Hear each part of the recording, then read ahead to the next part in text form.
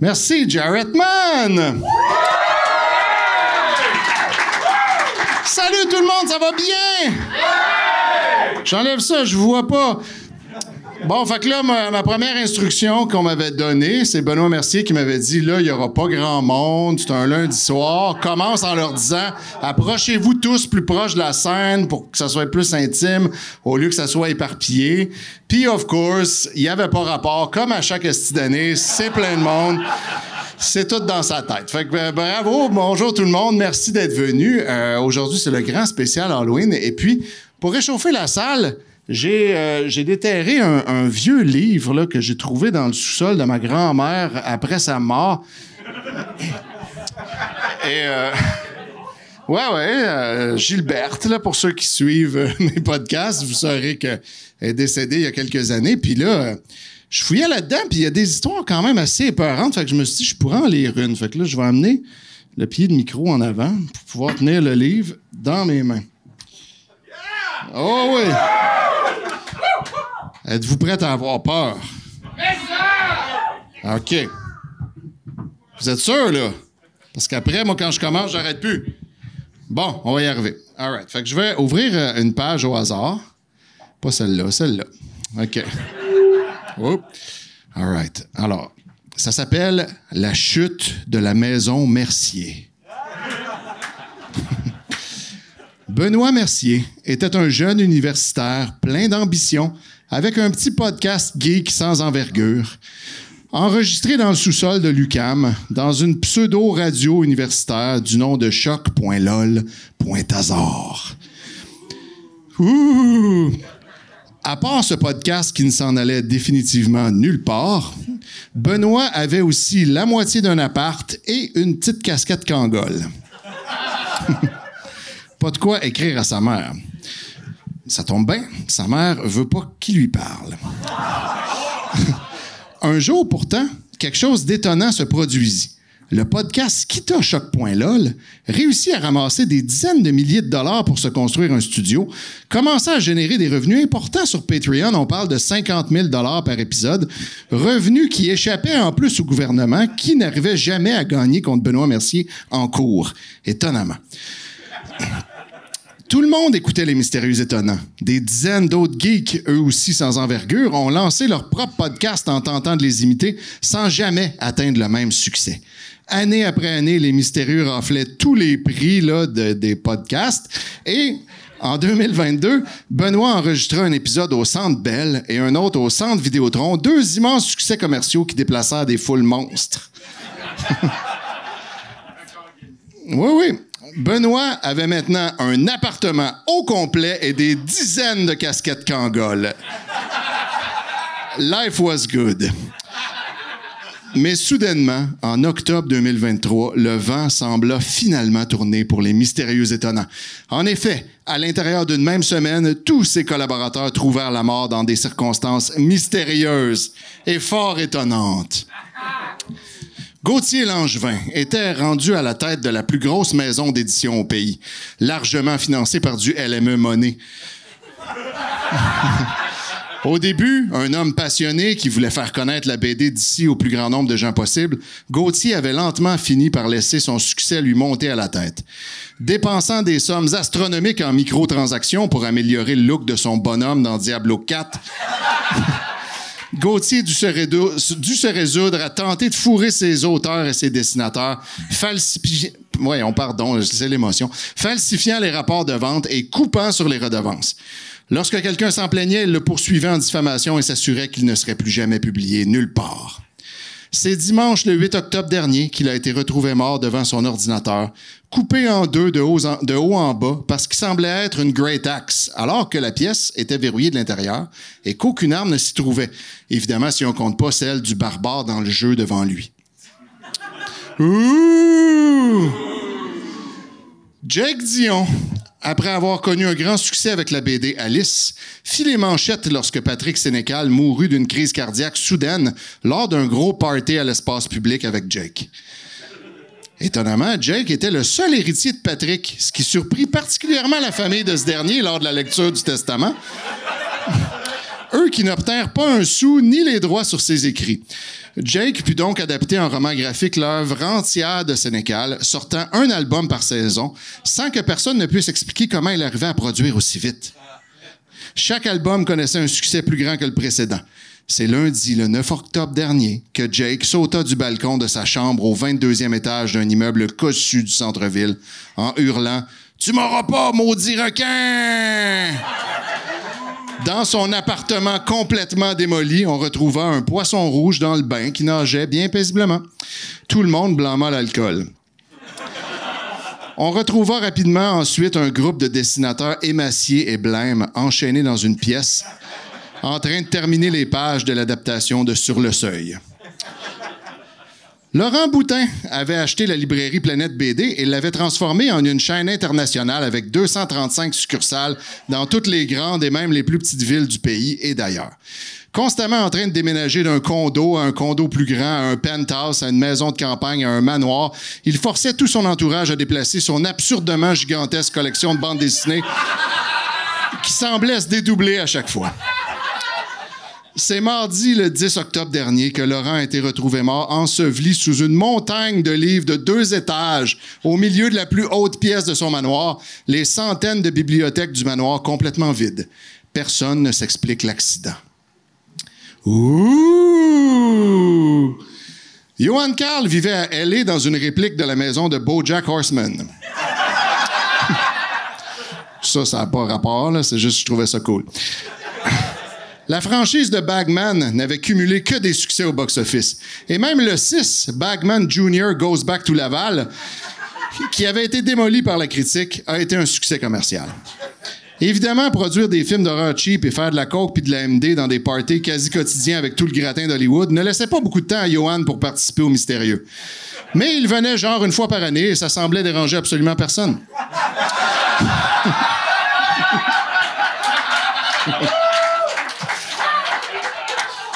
C'est mercredi, le 11 octobre dernier, que Johan, complètement fou et disant entendre le bruit du cœur mécanique de Laurence Leboeuf dans Turbo Kid partout où il allait, ce qui a inquiété Michael Ironside qui a appelé une ambulance suspectant une overdose de kratom. À leur ouais, ça, c'est niché un peu. À leur arrivée, Johan Carl semblait s'être fracassé lui-même le crâne avec un de ses Oscars et est décédé en route vers l'hôpital. Le cadavre de Laurence Leboeuf a été retrouvé dans un congélateur du sous-sol de chez lui.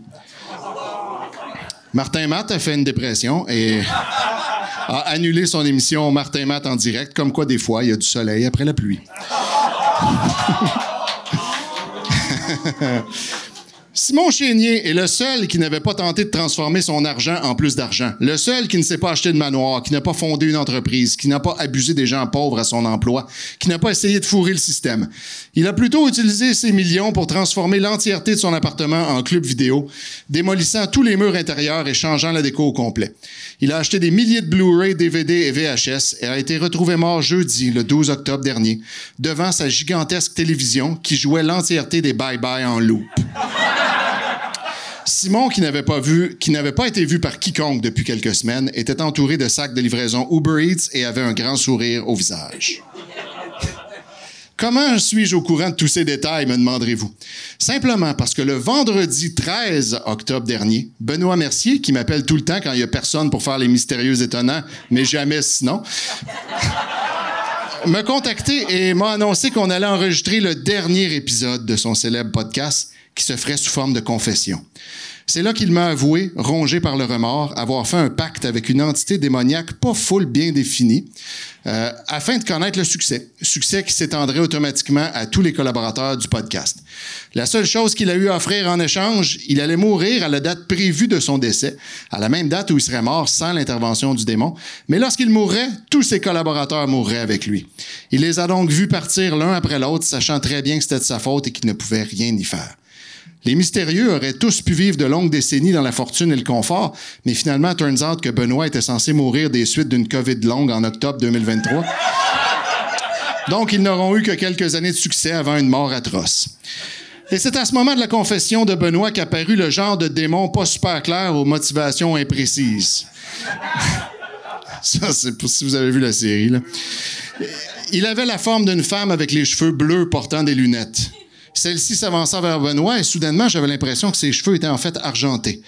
Pendant que Benoît paniquait, l'entité, arborant maintenant des cheveux bruns avec une mèche blonde, lui toucha le nez en criant « Jamais plus !» Benoît se transforma alors en corbeau. Un corbeau avec un bec de toucan surdimensionné. Et il s'envola par la fenêtre en croassant. Je le savais que ça marcherait pas longtemps, câlisse! Et c'est ainsi que moururent tous les mystérieux étonnants. Continuez de faire du bruit, là, faut que j'aille poser sur un piton.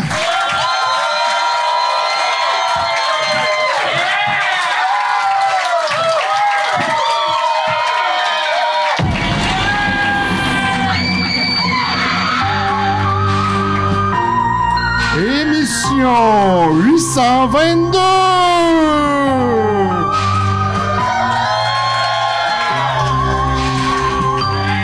Cette semaine, spéciale Halloween! Wouh! En direct de la salle Au Patrovis à Montréal, Québec, Canada. Vous écoutez? Oui! Les Mystérieux Étonnants! Bonjour à toutes et à tous. Vous écoutez Les Mystérieux Étonnants, une émission en balado-diffusion consacrée au BD et à l'ensemble de la culture populaire. Oui, oui. Étienne Forêt au micro et cette semaine, je suis entouré d'une équipe dont les membres sont tous décédés, là, si on suit, mais ont été ramenés à la vie grâce à un puissant sortilège et une offrande aux grands anciens. Je vous les présente à l'instant. Le premier, on a recollé ses deux moitiés avec du tape à deux faces, mais lui n'a jamais perdu la sienne. Gauthier Langevin est avec nous!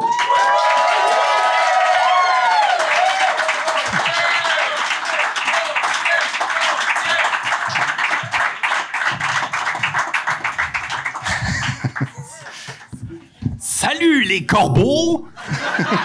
Est-ce que vous êtes prêts à vous faire raconter des histoires fucked up?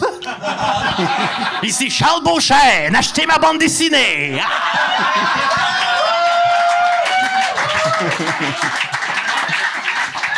Le second, on a reconstruit son crâne, puis ça a l'air qu'avoir le cerveau bâché ne change rien à ses capacités. Johan Carl Wissel est avec nous! Yeah!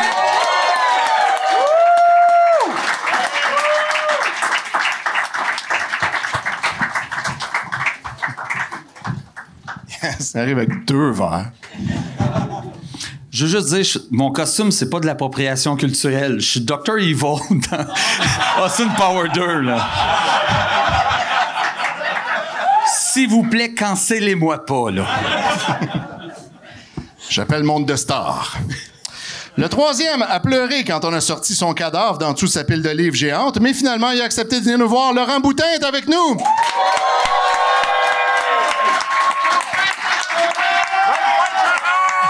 Bonne fête!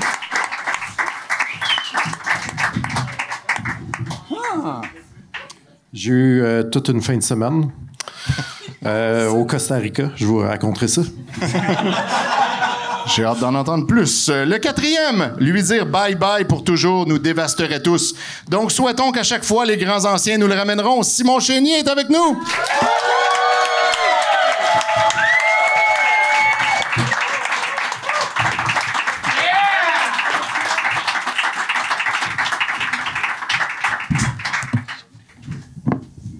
La mer.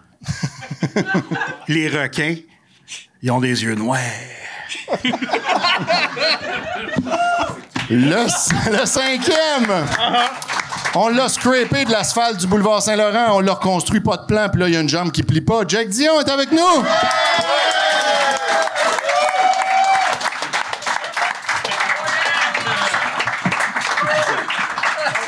C'est mon micro. Oh, mon chum! Je suis Joe! Je suis Joe! C'est lui qui m'a tué. Moi, je suis le fantôme de Quinn. Il m'a mangé au complet. J'aimais ça! Ah, c'est qu'on a vécu des affaires, là. Ah. Je t'aime, Quint. Moi, avec, je t'aime. Joe! Et le dernier, il vient de se pogner une job de mascotte des Fruit Loops d'Halloween. Faites un maximum de croassement pour Benoît Mercier qui est avec nous!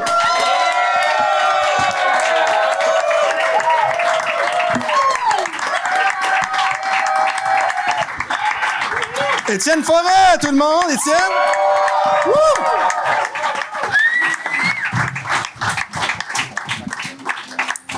Je vois qu'on s'est pas tous forcés pareil pour les costumes cette année. Je vois pas ce que tu veux dire. Ben non, Charles, mais t'es tout le temps à 110%. Hey, avant de commencer l'émission, bienvenue, merci d'être là dans le cadre de Space. Première fois, les Mystérieux Étonnants dans le cadre de Space. Enfin! Je l'ai déjà dit publiquement, mais il y a un petit Benoît de 2006 à peu près. Capote. Il capote bien raide. Il est Ouais. jacké. C'est comme si mon père assistait à l'émission, mais c'est plus plausible. Que... Oh, OK. C'est l'épisode d'Halloween. C'est dark. On règle des problèmes.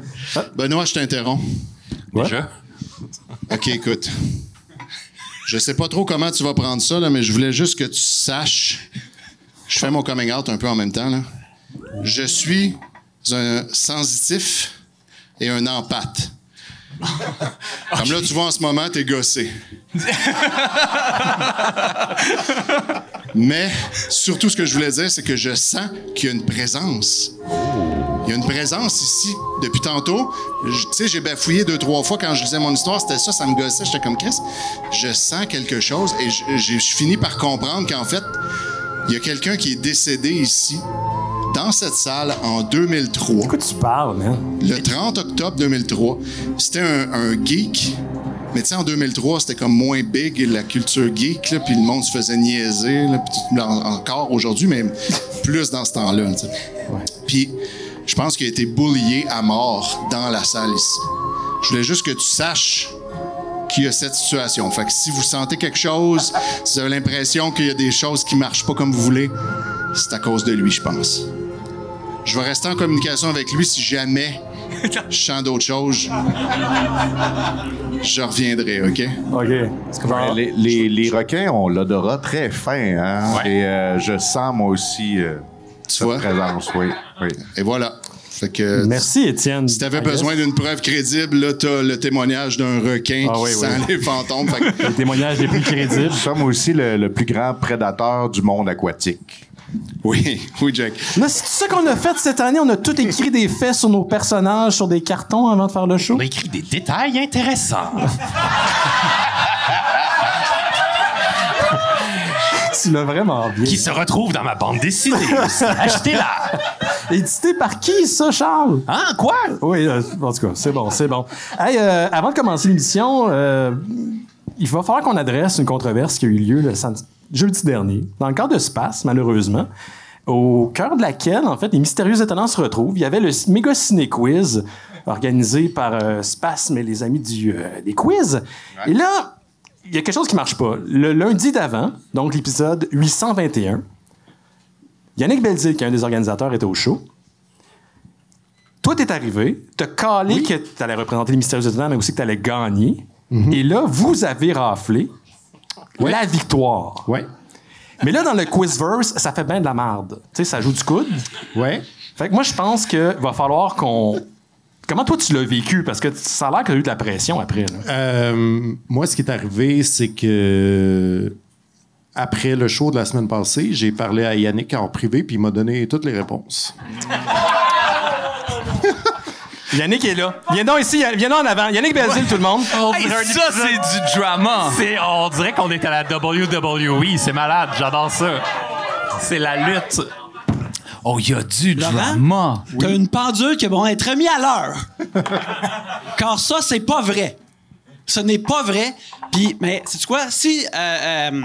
Pendant que Modoc répond son masque. Ouais, c'est Modor. Modified Organism Design Only for Repairing en ce moment. C'est bon. C'est ça qui arrive, là. Fait que toi, tu prétends que Laurent, t'as pas donné les réponses à Laurent? J'ai donné aucune réponse à Laurent, car faire ça serait très généreux. Et les gens qui me connaissent savent que je suis zéro généreux en ce bas monde. Contre personne. Puis nous autres, quand on fait... Regarde, je suis ici avec un de mes co-créateurs, co-animateurs de quiz, Alex Rose. Et puis, s'il y a une affaire qui nourrit ce quiz-là, c'est faire des questions difficiles pour qu'idéalement, personne gagne. Alors, n'est-ce pas, Alex?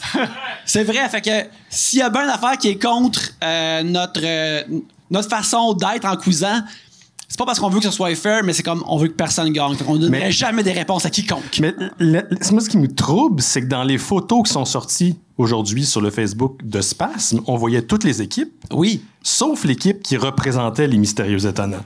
Donc, moi, je pense qu'il y a comme on essaie de cacher quelque chose. Mais là, Benoît, tu parles de ça, mais y a-tu comme un...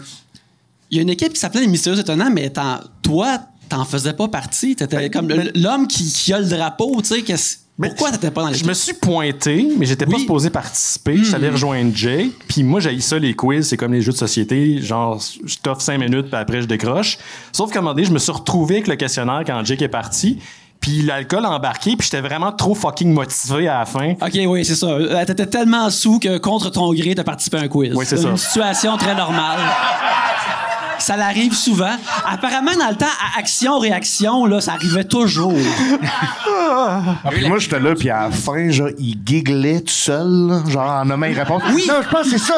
Il cochait, n'est-ce pas? C'est ça, Ouais, oui, il il était de montrait même, sa il était là. feuille comme un petit enfant énervé, là. Je le sais, le poster polonais pour Ghostbusters. Je le sais, c'est quoi, là. Il était de même, là. Il y a rien de pire que se réveiller dans un buisson nu puis de réaliser que t'as comme un questionnaire dans les mains. De quiz rempli. Oui, Johan Carl, je vois que toi, t'es une personne qui s'est réveillée, mettons, après, avec plein de merch de bière. Puis t'es comme, ça, c'est des prix de 3e place que j'ai gagné sans Calice, encore une fois. Que tu en as plein à la maison. Puis t'as plein de petits trucs pour rafraîchir ton verre, de plein de marques que tu sais plus quoi faire avec, là. Horrible. C'est un terrible. cauchemar. Je veux dire, c'est un cauchemar chaque nuit. J'ai des cauchemars. Chaque nuit? Oh, chaque nuit. Ouais, apparemment, je bois tout le temps. Mais moi, je me rappelle que devant cette trahison, Laurent, parce que c'est comme ça que moi je l'ai vu, je me suis exprimé un moment donné, mais j'avais pas compris qu'on était au balcon. T'as pas compris qu'on était au balcon alors que t'étais sur le balcon, ouais. Mais j'avais pas compris l'ampleur de ce qui allait se produire. Fait que pendant que t'animais, je voulais juste faire un petit call dans le background. Ouais. Mais c'est arrivé en même temps que t'as arrêté de parler. Et j'ai crié très fort « Fuck les mystérieux étonnants ». Oui. Et toute le pit la au complet s'est salle déplacé. s'est revirée et a juste vu Ben qui était à côté de moi, genre faire... Et on dit, Jake, il va partir un Patreon vendredi matin, c'est ça qui arrive. Là. Il passe son propre show, là. Il est en train de s'affranchir. Là. Mais tu l'as bien pris parce que t'as juste fait comme « Hey boy, le trash talk commence déjà! Oh yeah! Ouais. Écoute, encore là, nous autres, on veut, tu sais, on rassemble les gens pour qu'ils se battent entre eux éventuellement grâce au quiz. C'est ça qu'on fait, là, tu sais. On veut faire un Royal Rumble entre gens qui ne frapperaient personne dans leur vie. Mais Benoît Mercier, qu'est-ce qu'il faut retenir de tout ça? Moi, j'aimerais ça. On me demande de préciser, en train de se revirer contre moi, là, Mais regarde, moi, la seule affaire que je veux dire, je suis venu ici parce que je suis en vacances et vu que je suis au Mystérieux Étonnant, je veux juste dire que j'ai commencé à lire la run de Chips Darsky de Daredevil. Elle est très bonne. Ah oui, fucking bonne. Ouais, c'est bon, ça. Fait que là, moi, je suis là pour parler de ça. Ramener l'intégrité au quiz et au méga quiz de Space, mais aussi Chip Zdarsky, quel bon writer. Excellent. Merci Yannick, on n'a rien réglé finalement. Yes! Sais-tu quoi?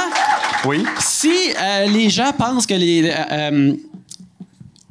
l'équipe de Laurent, les Mystérieux Étonnants, devrait se pointer au prochain quiz, le 29 novembre, au Cinéma Moderne, au thème policier film noir. Oh! Puis là, si les gens ils pensent qu'ils sont meilleurs qu'eux autres, qu'ils viennent leur voler leur titre, qu'ils viennent leur voler leur couronne de gagnant, Puis man, qu'ils viennent se battre contre eux autres. Sais-tu qu'est-ce qu'on devrait faire? On devrait faire comme, tu sais, le cartoon des Ghostbusters, que finalement, le mot Ghostbusters et Ghostbusters, il appartenait à tout le monde, fait qu'ils ont appelé ça The Real Ghostbusters. Fait que là, on devrait se pointer là avec Simon, puis être The Real Mystérieux Écoutez, moi, j'ai Étonnant. aucune idée de quoi il parle présentement. J'étais pas là. Fait que je trouve ça super intéressant. Moi, je tiens à dire qu'on a été invité gracieusement à ce quiz-là par Jarrett et l'équipe de Space. Merci, Jarrett. Que j'ai été le seul à essayer de monter une équipe dans le team. On a un thread des Mystérieux Étonnants, tous ensemble, et que personne, ça leur tentait de jouer avec moi. Donc, je me suis dit, je vais monter une équipe qui gagne. Ouais. Après, je monte une équipe qui gagne, parce que je suis un homme de parole. Puis là, on me traîne dans la boue et on me traite de traître. Alors, j'ai fait l'adulte ici et j'ai amené le prix ici du Grand Prix de Quiz Horreur de Space pour le flasher parce qu'effectivement, je suis le meilleur. Oui! OK. C'est beau. attends une minute, ça va plus loin que ça. Là. Je viens de voir que t'as sorti les textos pour prouver que personne... j'ai pris des screenshots. En fait, cette semaine, quand je me suis dit, est-ce qu'on peut avoir du visuel au show, c'est vraiment pour montrer les screenshots de Ben qui disait « Ça intéresse personne, moi, je serai pas là. » C'est pas ça que j'ai dit. C'est pas ça que j'ai dit. Tu dis, personne n'a répondu, tu as le go. Dans un autre texte, tu dis, perso, j'irai pas, mais si vous désirez y aller, faites-moi signe. Ben oui, j'ai pas dit que personne. À 6 minutes 38 dans le dernier show des Mystérieux Étonnants, en parlant à Yannick, tu dis, moi, je ne serai pas là. Je serais pas là, j'étais pas supposé être là. Je commence à aller dans les endroits publics. C'est ça à faire. Là, on va avoir du vrai drama. Là, on commence à rentrer. Le monde, il pense que. En tout cas, bon, c'est correct. C'est bon, on passe à autre chose. Ce show-là? On commence-tu ce show-là à place, là? OK. Hey, Chris, ça va pas voler haut. Je vais commencer cette fois-ci. Je me suis dit, I'll take the bullet. Parce que c'est ça que ça fait un leader. Ça take the bullet, I guess. Ouh! OK.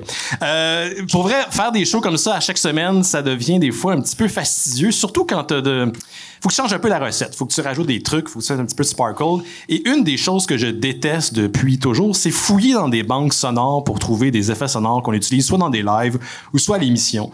Dans le temps, jadis, on faisait ça sur des CD. Là, on pourrait penser que maintenant que c'est sur Internet puis qu'on est abonné à des banques, c'est plus facile. Mais la réalité, c'est que c'est des banques de merde. Et souvent, quand tu tapes, avec son, je voulais comme mettre des cris durant le spécial d'Halloween, Scream, tu passes à travers des centaines et des centaines et des centaines d'extraits de Scream de qualité variable qui ne correspondent pas à la description de ce que tu as tapé. Et si tu tapes trop de choses, ben ça marche pas. Puis si tu tapes pas assez, ben ça ratisse trop large. Donc, je vais vous offrir, parce que c'est de la balado et de l'audio, mon top 10 des pires cris que j'ai trouvés dans les banques audio. Là, vous allez voir comment mon cerveau fonctionne. C'est que c'est pas hilarant, mais il y a des bouts sur lesquels je focus, puis je veux juste savoir si je suis fou ou... Comprenez, là? Si vous êtes avec moi là-dedans. Vous les écoutez? On va écouter ça? Parfait. Dans la catégorie bien essayé, il y a un d'autre qui pense et qui repasse devant le micro et qui essaie d'obtenir un résultat que seul lui connaît.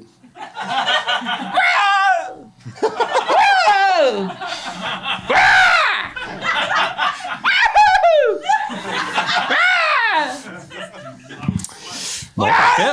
Ouais, c'est vrai, j'ai oublié. Il en fait un dernier. Ça, c'est vraiment... C'est pas toi là, qui a fait ça. Là. Non, mais non, c'est pas moi qui ai fait ça, Torquel. Non, c'est vraiment une banque pour laquelle les Mystérieux Étonnants, donc le Patreon des Mystérieux Étonnants, paye pour ces effets-là. Ah, voilà. De l'argent bien investi. Oui. Donc, dans la catégorie « On ne peut pas être bon dans tout », on a un gars qui commence assez intense, se reprend plusieurs fois pour atteindre un résultat, ou encore une fois, que seul lui connaît. Le problème avec le cri, c'est que c'est très difficile que ça soit crédible, même au cinéma. Il faut vraiment que l'émotion soit là. Je l'ai pas retrouvé, l'émotion, là-dedans.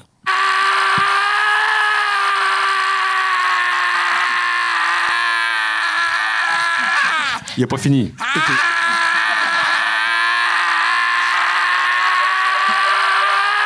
Un blender. Il reste 15 secondes.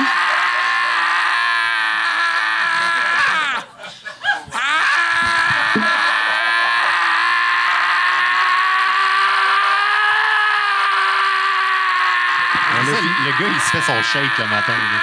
Il se fait son... Vous allez endurer comme moi, là. Il en reste 10. Moi, je passe à travers ça pour vous autres. Ça serait plus un voisin qui part une cironne. Oui, c'est le dimanche matin dans Villeray. Et voilà. Oui, c'est vraiment ça, en plus. C'est vraiment ça. Le dernier, puis je vous jure, c'était dans la catégorie Kiri. Mais on est dans la catégorie... je veux dire, c'est la recherche Kiri. Mais on est dans la catégorie se faire poursuivre par Disney. Vous allez comprendre. Ça, c'est Mickey Mouse, right? En tout cas, c'est juste moi. Vous voyez comment on fait ça. Si c'est pas Mickey Mouse, c'est quand même pas de l'horreur. Exactement, t'as tout compris. Dans la catégorie mourir d'un ACV, on trouve cette perle d'un dude qui tente de crier le plus longtemps possible. Ça commence fort, il stabilise, puis il finit par abandonner à la fin. Écoutez bien.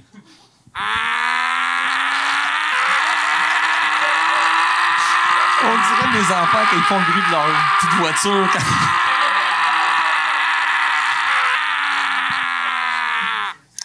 Oui, et voilà. Dans la catégorie Mark Hamill arrondit ses fins de mois, on connaît Mark Hamill comme étant l'interprète de Luke Skywalker, mais vous le savez souvent les Mystérieux Étonnants, qui a été aussi l'interprète du Joker dans la Batman Animated Series dans les années 90. Avec les années, la voix de Mark Hamill est devenue très rauque. Et donc, je suis pas mal certain, si on m'avait dit c'est pas lui, je l'aurais pas cru. No! Right? C'est Mark Hamill. Ça a l'air vraiment être Mark Hamill, mais je pense pas qu'on l'a payé pour Mark Hamill. Dans la catégorie Summoner l'émotion, on retrouve le sosie de l'humoriste Gilbert Gottfried, qui est mort en 2022. C'est le gars qui a les petits yeux qui crie comme ça dans Problem Child. Puis, il est vraiment fâché, puis il veut vraiment insister pour que vous sachiez qu'il est pas content.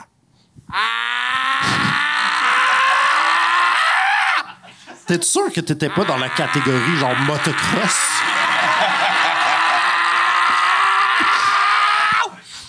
Il reste 10 secondes.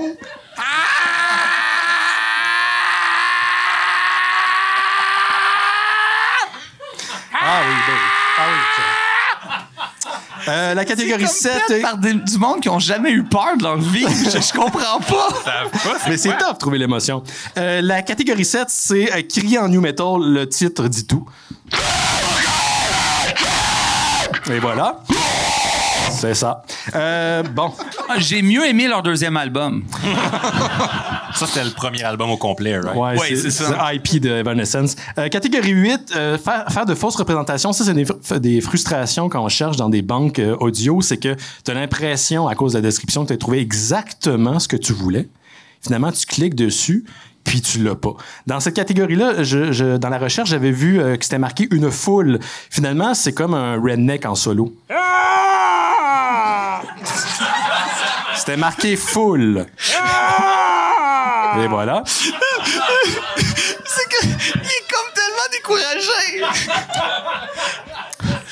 OK, Billy Bob, on va faire une deuxième take. Moi, j'imagine le Soundman dans le boot.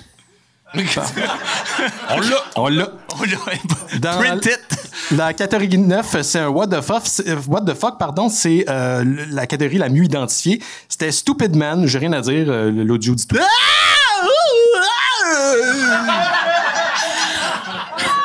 Avant d'arriver... il m'a fait penser à toi. Oui. Pour vrai, moi aussi. Oui, je me rappelle pas du contexte, mais je t'ai déjà entendu J'ai déjà faire fait ça dans un contexte social. Ouais, c'est ça, ouais. Avant de passer au dernier du top 10, deux bonus. Un T-Rex qui se transforme en chien. Et le poulet humain. Et voilà. Et dans la dernière catégorie, c'est multitasking invraisemblable. C'est un gars qui yodel alors qu'il tombe, je crois, d'un ravin. C'était ma chronique sur les pires cris que j'ai trouvés. Wow! Bravo! Bravo! Et on va continuer avec Gauthier. Est-ce que je pense? Je pensais pas que ça serait bon de même. Juste avant, là, Benoît, je t'interromps. Là. Encore des. J'ai senti des vibrations très intenses au moment où tu as fait celui qui crie comme vraiment longtemps, là, comme un blender. Là. Ouais. Et j'ai compris que c'est un enregistrement du cri que le gars qui est mort ici a fait en mourant quand il a su qu'il avait acheté son billet à l'avance pour le deuxième Lord of the Rings pour rien. Là, je pense que vous venez comme de vraiment réveiller de quoi là, chez lui, puis là, il est aux aguets. Là. J'ai l'impression que vous pouvez changer son sort. Là. Il vous écoute. Là. Merci. Il est attentif. Ouais. C'est beau. Gardez ça en tête. OK. C'est beau, merci, Étienne. C'est vrai ce qu'il dit, parce que les requins, on a un grand sens de le... Moi aussi, je le sens, en gros. Et voilà, je savais que tu sentirais. On est attiré par le sang, hein? Bon, Charles, on est avec toi? Oui, alors, pour ma chronique, Benoît, j'ai décidé de vous lire un petit extrait des meilleurs récits de Weird Tales. Ouh. Donc, si vous ne connaissez pas Weird Tales, c'est un magazine d'horreur de l'époque qui commençait dans les années 1930 environ. Et puis, j'aimerais ça vous faire une petite lecture horrifiante. Tu l'as vraiment pas. Je comprends pas de quoi vous voulez parler. Alors, c'était une vaste cave tout à fait hors de proportion avec la maison qui la surmontait. Le propriétaire reconnaissait qu'elle avait sans doute été creusée pour une toute autre structure. Sans doute la première maison avait-elle brûlé et, faute d'argent, elle avait été remplacée par une demeure plus petite. Toute tiny, comme dirait l'autre. Un escalier de pierre en colimaçon descendait de la cuisine à la cave. Tout autour de la base de ces marches, les occupants successifs avaient entassé leur bois à brûler, leurs provisions de légumes d'hiver, comme des bines, et leur bric-à-brac fucked up. Ce bric-à-brac fucked up avait été repoussé petit à petit et s'était accumulé au point de former une barricade d'inutilité. Wow! Là, focussez sur le récit, là, les corbeaux. OK? Depuis près d'un siècle, personne n'avait cherché à l'écarter pour pénétrer dans les sombres profondeurs de la cave. Au sommet de l'escalier, une solide porte de chêne la séparait de la cuisine. Cette porte était assez singulière, aussi peu en rapport avec la maison que la cave. Ce n'était pas du tout le genre de porte que l'on s'attend à trouver dans une demeure moderne, surtout à l'intérieur. Elle était épaisse, solide, avec d'énormes gonds de fer forgés et une serrure qui aurait été plus à sa place dans un château fort. Ça, c'est comme à Dungeon, quand t'as un château fort. Séparant une maison du monde extérieur, une telle porte aurait été normale. Entre une cuisine et une cave, elle était ridicule. Désolé, j'ai postillonné. Dès les premiers mois de son existence, le petit Tommy Tucker avait été mal à l'aise dans la cuisine. Dans la pièce de devant, la salle à manger, les chambres du premier, il se comportait comme un enfant normal, en pleine santé. Mais si on leur portait dans la cuisine, il se mettait aussitôt à hurler. Ses parents, des gens simples, prenaient leur repas à la cuisine, sauf quand ils avaient du monde. Comme ils n'étaient pas riches, Miss Tucker s'occupait elle-même de sa maison, sauf le petit quand une femme de ménage venait l'aider pour les gros travaux. Ainsi passait-elle presque tout son temps à la cuisine. Et Tommy y restait avec elle tant qu'il ne pouvait encore marcher. La plupart du temps, il était très malheureux. Je continue-tu? Tu peux continuer. Encore un fil d'avant. Pour vrai, fermez vos yeux. Dès que Tommy put se déplacer à quatre pattes, il ne perdit pas de temps et se dépêcha de fuir la cuisine. À peine sa mère avait-elle le dos tourné que le petit bonhomme s'échappait aussi vite que possible vers le devant de la maison, le salon ou la salle à manger. Hors de la cuisine, il paraissait heureux. Du moins, il ne pleurait plus. Mais dès qu'on l'y ramenait, ses hurlements ameutaient tout le voisinage. Sacré petit schnappant. Au point que des braves voisins, persuadés qu'il souffrait de colique, lui apportaient des remèdes de bonne femme et des bouillons d'herbe. La prochaine fois, on va continuer, si jamais on a du temps. OK? Merci, Charles. De rien. Ça fait plaisir. Je pense que tu as un livre qui vient de sortir, d'ailleurs. Oui, c'est ça. Cette histoire ne se retrouvera pas dans ma bande dessinée, mais c'est très bon quand même. Voilà. OK, on va continuer avec Yoann.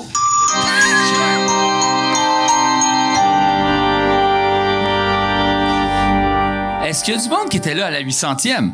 Ouais! Tu sais, Benoît, je suis quelqu'un d'occupé. Puis oui, pas mal. Moi, faire des chroniques pour les mystères étonnants, j'ai pas le temps. C'est que je me suis, comme ceux qui étaient là à la 800e, c'est que je me suis modernisé. Et j'utilise ChatGPT pour travailler pour moi maintenant. Et sur le coup, je voulais vous raconter la suite de Désir mortel. Salut la gang, je vous attends encore. Ça fait 6 mois, vous êtes où?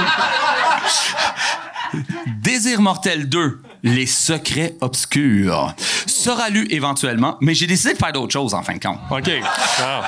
Non, mais c'est parce que j'ai comme une genre d'idée que je veux faire avec. Ça fait que retenez votre souffle, mais pas trop, parce que souvent, quand j'ai une idée de même, je finis par pas la faire. Ça fait que... Donc, retenez votre souffle, mais pas vraiment. Mais peut-être ça va arriver. Mais bref... Sur le Discord, il y a un excellent podcast fait seulement pour les Patreons qui s'appelle Bifurcation, que Benoît et Rémi et Guy font ensemble et qui font des deep dives dans des films. Et l'idée m'est venue à la dernière minute.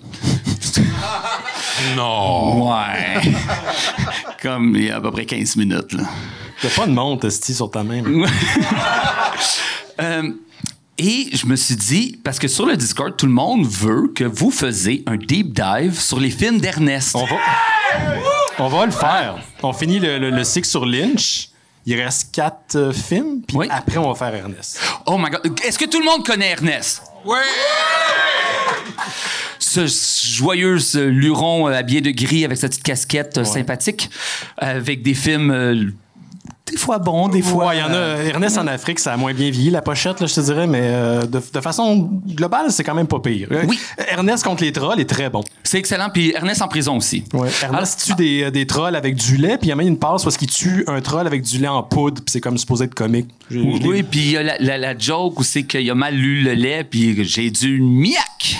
Ah oui, c'est vrai, c'est ça que ça marche pas. Tu vois, tout le monde rit, là, c'est que là... Ernest, c'est comme... intemporel, tout le monde trouve drôle tout le temps. Bref, ce soir, je vous donne en exclusivité, pas écrit par moi, écrit par une machine, Ernest contre Jason, la journée la plus bizarre du camp Crystal Lake.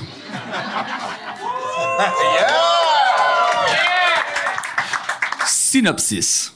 Ernest P. Worrell est bien déterminé à devenir le gardien de camp le plus courageux et le plus apprécié de tous les temps. Il décide de postuler pour le poste de gardien au légendaire camp Crystal Lake, sans se rendre compte que c'est précisément l'endroit où les légendaires meurtres de Jason Voorhees ont eu lieu. Ernest, toujours optimiste et enthousiaste, arrive au camp avec un grand sourire et un seau de confiture de pêche à la main. Un quoi? Je sais pas pourquoi, parce que j'ai écouté les films. Ouais, c'est canon, ça. Comme Ernest, il n'y a jamais de confiture de pêche, puis pourtant, ChatGPT, toute l'histoire est basée autour de la confiture de pêche.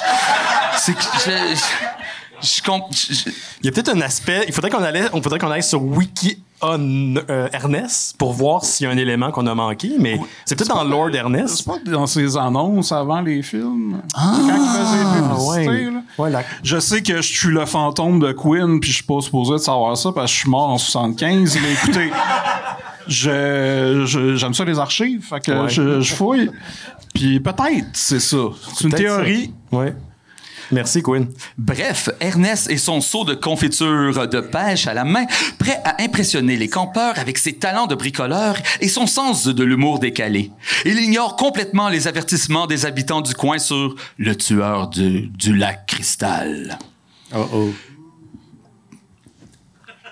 Ernest, toujours optimiste et enthousiaste, arrive au camp avec un grand sourire et un seau... Ah non, j'ai déjà lu ça, Chris. C'est vrai que tout tourne alentour du saut. Oui, c'est ça. Mais surtout quand tu lis 2 fois, même phrase. Là, il faut s'imaginer, tu sais, le Doom Guy dans Friday the 13th 1 et 2, là, mais Ernest dans la scène. You're Doom! Mais Doom avec son œil, puis Ernest, là, je sais pas ce qu'il fait. Moi, ça a été longtemps ma théorie que c'est ce gars-là.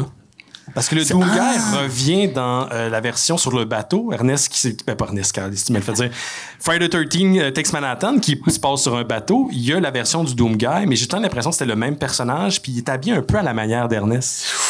C'est peut-être ça, c'est peut-être lié. ChatGPT a de quoi capable. C'est ça. Pendant ce temps, Jason Voorhees, le célèbre tueur masqué, est de retour au camp après avoir entendu parler du nouveau gardien. Il pense qu'Ernest est un rival potentiel, why not, pour sa réputation de meurtrier. Cependant, il est surpris par la nature étrange et bienveillante d'Ernest. Je vais le lire à mes enfants. Vas-y. Ce qui suit est une série de gags hilarants. Alors qu'Ernest essaie d'enseigner à Jason des compétences de vie positives, comme la pêche, la menuiserie, la cuisine, avec un excès de confiture de pêche, bien sûr. Ernest reste totalement ignorant des antécédents de Jason en matière de meurtre. Tandis que Jason est de plus en plus confus par le comportement insouciant d'Ernest. Finalement, après une série de quiproquos et de malentendus comiques, les 2 personnages se retrouvent dans une situation périlleuse qui les oblige à travailler ensemble pour sauver un groupe de campeurs. C'est comme ils travaillent ensemble pour sauver du monde. Ouais. Puis je sais pas qui d'autre qui est pire que Jason dans l'histoire pour que les campeurs soient en danger, mais bon. On sait pas si c'est Jason qui les a mis en danger pour les sauver, pour aller comme avoir un genre de stolen valor peut-être, un truc comme ça. Dans le processus, Ernest parvient à amener Jason à abandonner sa violence et à trouver une nouvelle vocation, La danse en ligne avec les campeurs. Le film se termine par une grande fête au camp, avec Ernest et Jason dansant en ligne avec les campeurs. La confiture de pêche coulant en cascade sur une montagne de tartes aux fruits. Une fin hilarante et inattendue pour une journée des plus bizarres au camp Crystal Lake. J'ai aussi printé une scène. Oh, oui, voulez-vous l'entendre? Oui. OK. Mais là, il faut que tu le réalises, ce film-là. Ah, ça serait malade. Scène. La leçon de cuisine d'Ernest. Ernest, portant un tablier à carreaux et un chapeau de chef, est debout devant une grande table de pique-nique. Il a un grand bol de confiture de pêche. Chris est vraiment obsédé, là. À ses côtés, et Jason est assis de l'autre côté de la table, masque inclus. Il regarde Ernest avec suspicion. Ernest, en souriant. « Bonjour, Jason, mon ami. Aujourd'hui, nous allons apprendre à cuisiner quelque chose de délicieux. Tu sais, rien ne vaut une bonne tarte à la confiture de pêche pour apaiser les esprits. » Ernest verse une quantité exagérée de confiture de pêche dans un tout le temps ça. Oui, drôle. Faisant un gâchis partout. Oh! Ernest, en continuant de sourire. Alors, première étape, tu prends la confiture comme ça, il attrape une cuillère en bois et la tend à Jason, qui la regarde avec méfiance. Ernest, toujours souriant, parce qu'il sourit tout le temps. Et tu mélanges doucement, comme ça. Ernest commence à mélanger la confiture, éclaboussant encore plus sur la table. Jason, intrigué, prend la cuillère en bois avec hésitation et la trempe dans la confiture. Ernest, s'adressant à la confiture, parce que c'est vraiment important, la confiture. Oui. Tu vois, la confiture, c'est comme la vie. Elle est douce, sucrée, et parfois elle déborde un peu. C'est normal, mon ami. La vie déborde un peu? Ouais. Certains diraient que la vie trouve son chemin. Oui, ils diraient ça. Jason regarde la cuillère, puis il hoche de la tête, comprenant vaguement le message d'Ernest. Ernest, en continuant de sourire, maintenant, tu verses cette merveilleuse confiture dans la croûte de tarte, comme ça. Ernest prend la croûte de tarte préparée et verse la confiture. Mais il en renverse partout! Oh non! Y compris sur lui-même. Ernest, toujours souriant. Oups, ça arrive au meilleur d'entre nous. Jason essaie de faire de même, mais il est encore plus maladroit, renversant de la confiture partout, y compris sur son masque. Ernest rit à gorge déployée. Il va tellement se faire tuer. Haha, Jason, tu es vraiment un casse-croûte. Un casse-croûte. C'est une collation. Jason est une collation. Il n'a pas l'air très frais, Jason. Je pense pas que j'y goûterais. Mais il est un casse-croûte. Oui. Mais ne t'en fais pas. On nettoiera tout ça plus tard. Jason lève les yeux vers Ernest. Et malgré son masque, il semble presque sourire. Allez, mon ami. Cuisinons cette tarte à la confiture de pêche ensemble. Et après, nous la partagerons avec les campeurs. C'est comme ça qu'on fait des amis. Jason acquiesce et les deux continuent de cuisiner de plus en plus maladroitement, mais avec un certain esprit de camaraderie naissant. Fin de la scène. Et ChatGPT a voulu rajouter: dans cette scène, on voit la nature comique d'Ernest et comment il tente d'enseigner à Jason des leçons de vie positives. Même en cuisinant une tarte à la confiture de pêche chaotique. C'est un exemple de la façon dont le film mélangerait l'humour et l'horreur de manière inattendue. Wow! L'horreur? L'horreur. Mais là, j'ai des questions pour toi, Yoann, parce que t'es un réalisateur et scénariste, fait qu'on va t'utiliser, là. Genre, ce film-là, qu'est-ce que tu changerais là-dedans? Parce que moi, j'y vois du potentiel réel. Tout, par exemple. Je mettrais le feu au script puis on recommencerait ça à zéro. Je sais que le concept, ils sont tous d'accord. On commencerait ça à zéro. Il faut que quand même Jason il tue du monde à un moment donné. Là. Mais il pourrait pas comme tuer du monde au départ et par la suite. Je pense que c'est probablement qu'est-ce qui est arrivé parce que dans le synopsis, ils ont l'air de dire qu'il y a plein de quiproquos. C'est que je pense qu'il tue quelqu'un. Oh, j'ai comme massacré le mot. Hein? Ouais, un peu. Ouais. On a compris. il a tué du monde, puis tu sais, il y a des moments cocasses qui vont faire « Oh non, je l'ai fait encore! Je t'ai tué avec ma machette! » OK. Il y a un potentiel là-dedans, mais bon. C'est bon, on peut y aller? Johan? Ah oui! Merci, Johan! Allez, où?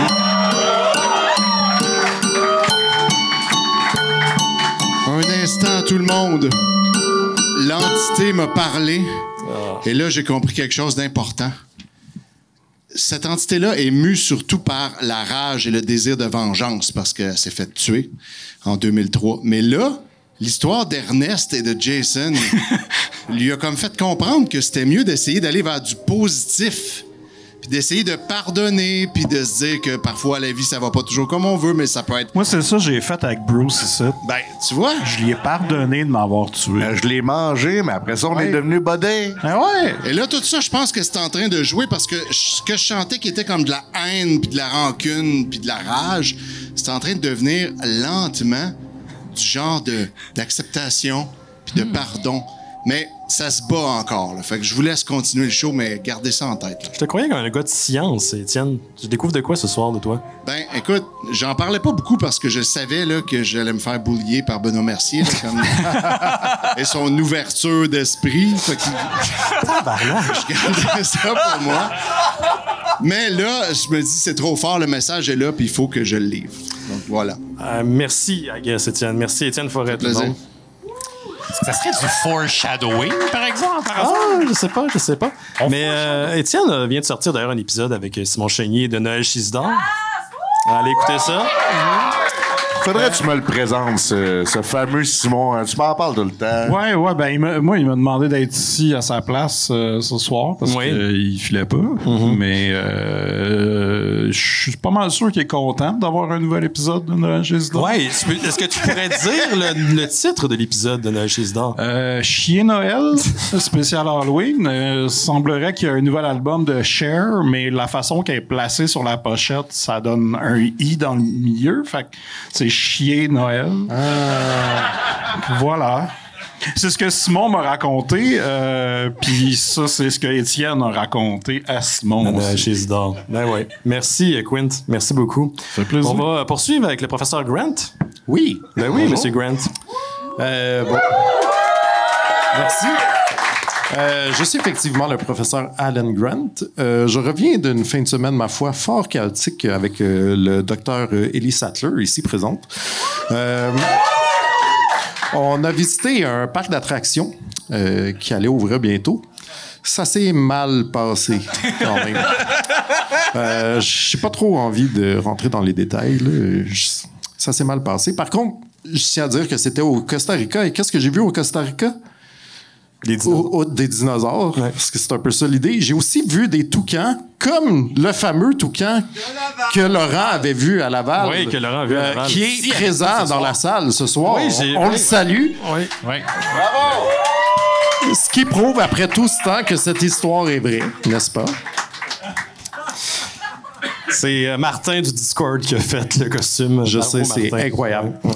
Donc, comme je disais, ce parc d'attractions a mal viré. Par contre, c'était backé par un gars qui est prêt à dépenser sans compter pour ouvrir un parc d'attractions. Et quand j'y parlais que j'allais venir ici au spécial d'Halloween des Mystérieux Étonnants, je me suis dit, ces gars-là ont des fortes personnalités. Sûrement que si on fait chacun un parc d'attractions basé sur chacune de ces personnes, ça peut être intéressant et pas du tout mal viré. N'est-ce pas? Mais j'aimerais d'abord vous entendre, les gars, ou les gars que vous êtes censés représenter, parce que je suis... Modoc, il n'y a personne. Ben, c'est ça. Mais mettons que tu te mets dans la peau de Ben, tu sais, qu'est-ce que tu voudrais que le parc d'attractions Benoît Mercier soit? Fermé. Voilà pas mes punch. Hey, je sais vraiment pas. Comme à thématique, moi, ou c'est moi qui l'administre? À thématique, toi. Ah, mon Dieu. Des gros nez pis tout, là. C'est comme... ça serait comme quand je me couche, là, puis je pense avant de m'endormir, là, genre comme la panoplie de tous mes regrets, genre. Moi, je pense que c'est juste une montagne russe puis c'est un énorme nez. Ouais, facile, celui-là. C'est chauve. C'est convenu. Attention à ce que tu dis. Ah oui, excuse-moi, Charles. C'est comme Charles commence à avoir crissement chaud, par exemple. Hein? Oui, un petit peu. Non, je sais pas. Je pense que j'aimerais ça un musée de vieux comics, I guess, mais tu mélanges là-dedans la BD québécoise, qui expose depuis maintenant 10 ans grâce à ces messieurs. Ouais, je pense que c'est ça que j'aimerais comme musée. OK, comme moi, par l'attraction, genre. Fait que je rentre dans la BD par... OK, comme dans BD Cité, jadis à RTV. Quoi? Ouais, c'est un peu niche, mon affaire. Ah oui, OK. Le monde sur les green screen qui parlait. Oui, exactement.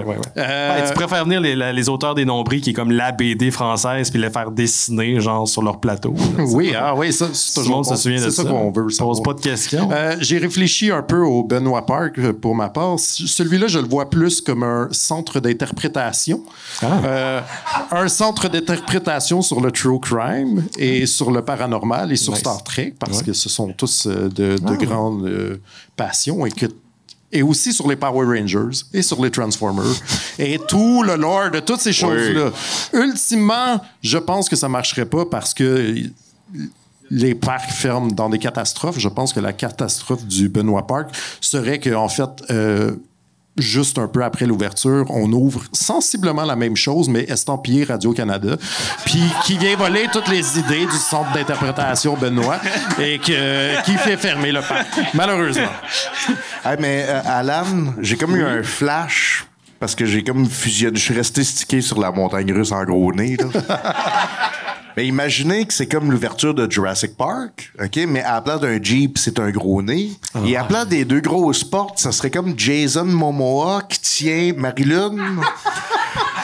Non, là, tu fais des références que j'en 100%. Et là, le nez se dirigerait direct dans... Non, Jack. C'est une référence à une BD Alice, achetez-la, c'est beau. Oui, c'est ça. C'est moi qui ai fait ça. Ouais, c'est ça. Je veux dire, en tout cas, un autre... Monsieur pas Dia, le fun de rentrer dans le... Monsieur Dia, voulez-vous nous parler du parc d'attractions Jake? Là. Oui. Tu pensais que j'y allais dans l'ordre, non? Ben, le monde marcherait pas vite. Ouais, OK. On irait bien relax. Après ça, qu'est-ce qu'il y aurait là-dedans? Ça peut-tu être thématique... Les portes auraient des stoppers, ça c'est sûr. Ça pourrait-tu être thématique Berserk? Tout est en Berserk. OK. Fait que puis... La série Berserk? Mais je garderais quand même l'idée de la porte et du nez de Ben pour rentrer. Juste parce que je veux le vivre une fois, là. Ouais. OK. Moi, j'imaginais évidemment que le Jake Park serait quand même une gigantesque maison hantée. Avec beaucoup de mutilations corporelles et des enfants creepy dans le garde-robe. Il y aurait quand même un endroit pour relaxer dans tout ça, ce qui est une pièce tranquille où on fait jouer du Björk tout le temps. C'est bon, il y a des autres... très inspirant. Ça m'inspire. Il y aurait tous les soirs une possibilité de souper-spectacle. Le spectacle, ça serait évidemment les Madoga. Oui, Excellent spectacle. Par contre, le souper, ça serait genre 3 cigarettes puis 2 shots de Jameson. Un petit peu moyen. Je pense qu'ultimement, le Jake Park fermerait juste parce qu'on sait pas trop quand est-ce que c'est ouvert. Genre, en plein milieu de la nuit, des fois, tu penses que ça va être là, mais c'est pas vraiment là. C'est pas clair. Tu te pointes à 7 h du matin. Tout est fermé. Conseiller d'arriver en retard au parc. Ben, je l'aime, ton parc, Alan. On va travailler là-dessus. Ça rouvre à 10, mais t'arrives puis c'est encore fermé. Ouais, j'aime ça. Ouais, j'aime bien le concept. Monsieur Charles Beauchesne, voulez-vous parler pour le Gauthier Park? Oui, moi je pense que Gauthier aimerait vraiment beaucoup un parc d'attractions destiné aux milliardaires. Donc, et ce serait seulement les milliardaires qui y auraient accès. Et en entrant, il devrait signer une décharge. Disant qu'ils ne sont pas que le parc n'est pas responsable de la mort des milliardaires et que chaque manège se termine où les milliardaires meurent et là finalement tout l'argent des milliardaires est envoyé dans une fiducie sans droit de regard pour le public. Voilà. Donc c'est le rêve communiste de Gauthier. Voilà.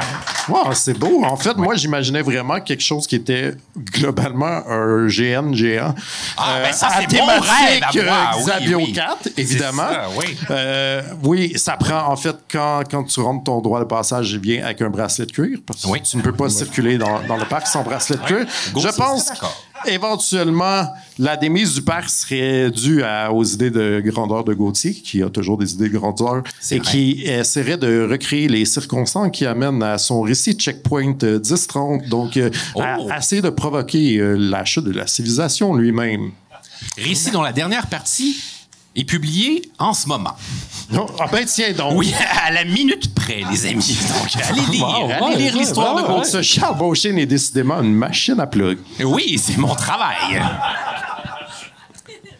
Monsieur Quinn, voulez-vous parler on behalf de Simon? Oui, ben de ce que je sais de Simon, il y aurait...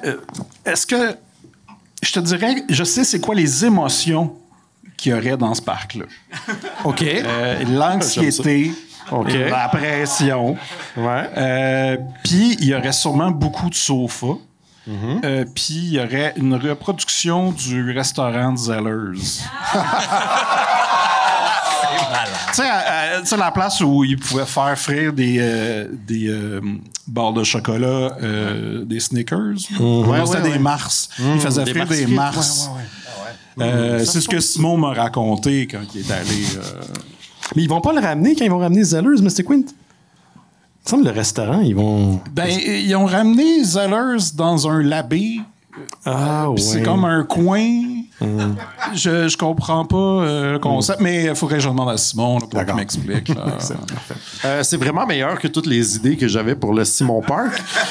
Moi, j'imaginais évidemment des projections continues, 2 salles, une pour les thrillers érotiques et une autre pour les Vanity Project, 24 heures sur 24. Dont un qui présente Désir Mortel 2. Oui, Les Désir secrets Mortel obscurs. 2. Désir Mortel 1 dans lequel il n'y a pas Laurent non plus. Mais il est là une fois dans une scène, puis après il disparaît du film. Il est de l'autre bord dans les Vanity Project. Puis il est pas là quand Amanda... je m'en rappelle. Quand Amanda est là, puis qu'on est toutes là dans sa chambre, puis qu'on danse en rond avec les chandelles qui sentaient. Bon. Ça avait l'air de fun. Je suis content qu'il y ait du monde qui s'en souvienne. Et oui. Le public qui écoute. Dans le Simon Park, il y a aussi une partie où il y a un show continu qui est comme un peu une version soap mexicain de X-Men. Fait que c'est comme genre les X-Men tout le temps, mais il n'y a pas d'affaire de super-héros. C'est vraiment juste comme le drama. Ah, yes! Je pense que ultimement la démise du parc viendrait seulement du fait du quartier, en fait, consacré aux 2 films de la Lambada, qui se livrerait une guerre sans merci et en blastant la musique tellement fort que tout s'écroulerait alentour. Oh, wow! La Lambada! Oui! Dr. Evil? Oui. Voulez-vous parler pour votre ami Yoann? Pourquoi on a commencé à tout incarner nos personnages d'un coup? Là, C'est-tu l'Halloween ou pas? Faire ça. Non, j'ai pas demandé de faire ça. Pas en tout. oui. Mais non. Je me souviens du texte. Tu sors les textes où c'est que Benoît nous demande Non, de j'ai faire pas fait ça! Oui, j'ai tous les screenshots. Et il dit, en tout cas, personne d'autre que Laurent sera au quiz et incarnez vos personnages.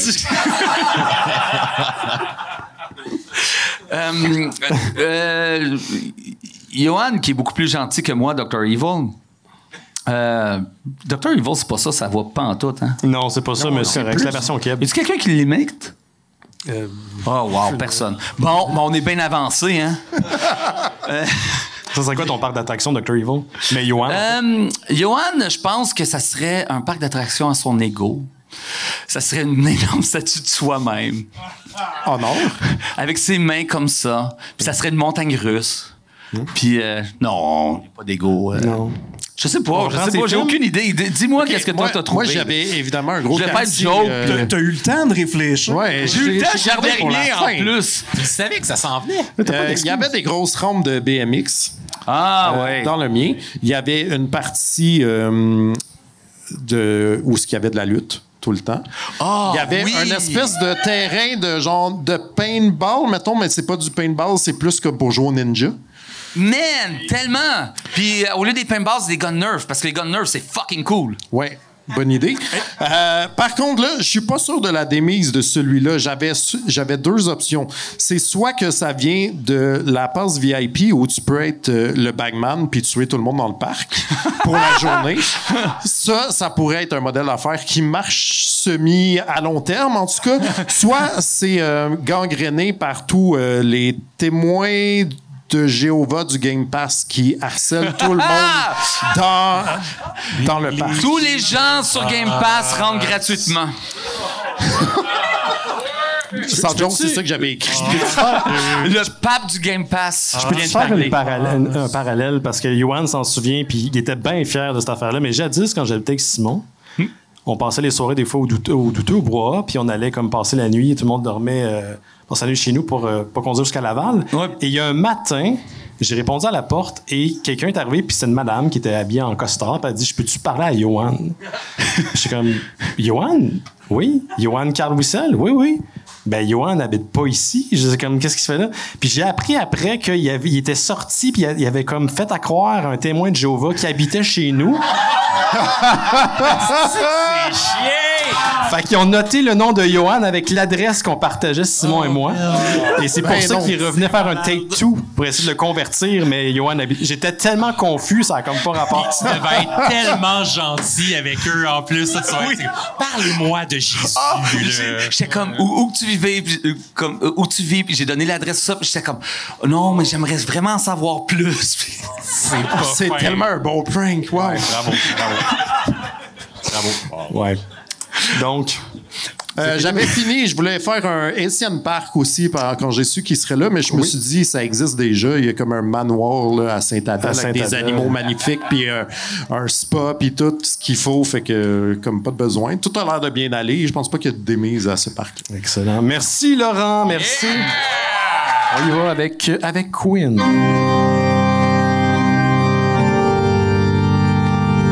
Quinn, me permettrais-tu de dire quelque chose avant? Let's go. Parce que toi puis moi, pendant la pause, on a fait un deep dive intense. C'est-à-dire, on a googlé pendant 5 minutes. On a googlé Ernest P. Worrell Peaches. Puis il n'y a rien mantoute qui est revenu. Il y a une annonce du drink des Juggalo. Possible, là. Ouais. Puis ça marqué pêche dessus, mais... Fait qu'il n'y a aucun lien avec les pêches. Il n'y a aucun lien, mais pourtant, j'ai comme 3 pages de confiture à Mais sur quel dataset il se base sacrément? C'est quoi? Je sais pas. Est-ce qu'il a mélangé Ernest et Paddington? D'où? Tu sais, c'est comme... C'est de la marmelade. Oui, je oui. sais, mais il y a quand même... Il y a une autre controverse, là. Ça pourrait être pas pire, ça. C'est comme, c'est Jason versus Freddy, mais là, c'est Ernest versus Paddington, man. Ouais. Pour la marmelade, celle qui a été enfouie dans un coffre il y a 50 ans auparavant. Pour arrêter Jason. Oui, c'est ça, pour arrêter Jason. Mais en fin de compte, Jason, il aime ça, la confiture de pêche, oui, il en met partout. C'est bien drôle. En tout cas, écoute, on va faire un deep dive dans Ernest pas long, là, sur le Patreon des Mystérieux Étonnants. Donc, excellent, il y a une personne... Abonnez-vous! Venez avec nous sur Discord parce qu'on joue à plein de jeux aussi, vidéo le soir, pis c'est le fun, tout le monde en gagne. Exact. Quinn. Abonnez-vous à Game Pass. Arrête de le plugger. Le pass va fermer. Il y a des actions d'Activision Blizzard. Oui, c'est ça. Bien, oui, c'est ça, vu que je remplace Simon. Oui. Puis l'affaire, c'est que moi, Quinn, fantôme de jazz... j'ai presque fait tomber la table.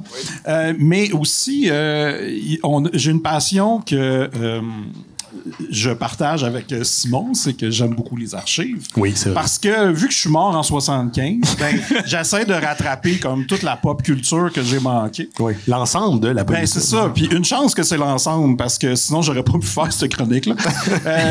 J'aimais beaucoup écouter Baywatch avec toi. Oui, c'était le fun.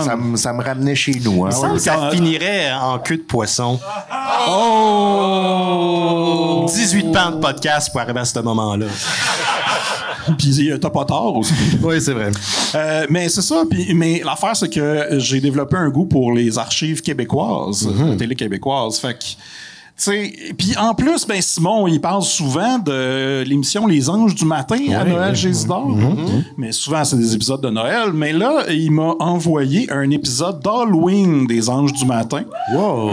Donc, je vais prendre la parole et vous expliquer ou plutôt vous raconter un épisode d'Halloween des Anges du matin. Yeah! Yeah! OK. Je sais pas, je me suis dit, il y a peut-être un thème ou pas. Là, Non, mais il y a l'intro. OK, ben, pour vous mettre en contexte, hein, Les Anges du matin, ben, c'est un talk show d'avant-midi. Fait que, tu sais, c'est safe. Il y a des artistes invités, des chroniques, puis des quiz et des jeux. C'est animé par Christine Lamère et Denis Bergeron, qui étaient un couple. En tout cas, peut-être qu'ils le sont encore, là, je sais pas. Christine Lamère, c'était la voix de Bobinette, mais c'était aussi une actrice qui a joué dans L'Art du temps. Et j'ai appris, d'ailleurs, que son vrai nom, c'est Lise Laplante. Fait que quand elle a fini d'animer Les Anges du matin, puis qui est allée animer Les Christines... Oui. C'était un mensonge. Car elle ne s'appelle pas Christine Lamère. D'ailleurs, Lamère, c'est quand même beau, tu sais. Moi, j'aime beaucoup ça. C'est ça. Moi, les deux, on est passionnés. Ben oui, c'est ça. Moi, j'aime ça, pêcher le requin. On s'est rencontrés de même. Ça a été manger du monde. C'est ça. Mon bateau était pas assez gros, ça a l'air, mais bon. Donc, c'est ça. Il y a aussi Denis Bergeron qui, lui, c'est le fils d'Henri Bergeron puis une moustache. Fait que, je sais pas trop quoi dire sur lui. C'était enregistré à Sherbrooke en direct dans les studios de Cogeco et ça a été diffusé de 87 à 94. Donc, voici... Quand même. Ça, c'était pour vous mettre en contexte. Tu sais, le contexte, des fois, c'est important. Simon, des fois, il oublie ça. Non, il est pas pire, il est bon pour ça, je trouve. Des fois, j'écoute ses affaires, je pense qu'il est dur avec lui-même. Là, l'épisode a été diffusé le 31 octobre 89 et ça commence et là, il y a du noir et c'est un peu le chaos parce que, ben c'est ça, les lumières sont fermées, il y a de la boucane et là, nos animateurs font des bruits, des bruits de fantômes et de ghouls. J'ai d'ailleurs amené un extrait audio juste pour vous montrer le petit chaos qui se passe au début de l'épisode. C'est une affaire de confusion, ça se peut dessus? Oui, c'est... c'est intro. Intro, OK. Que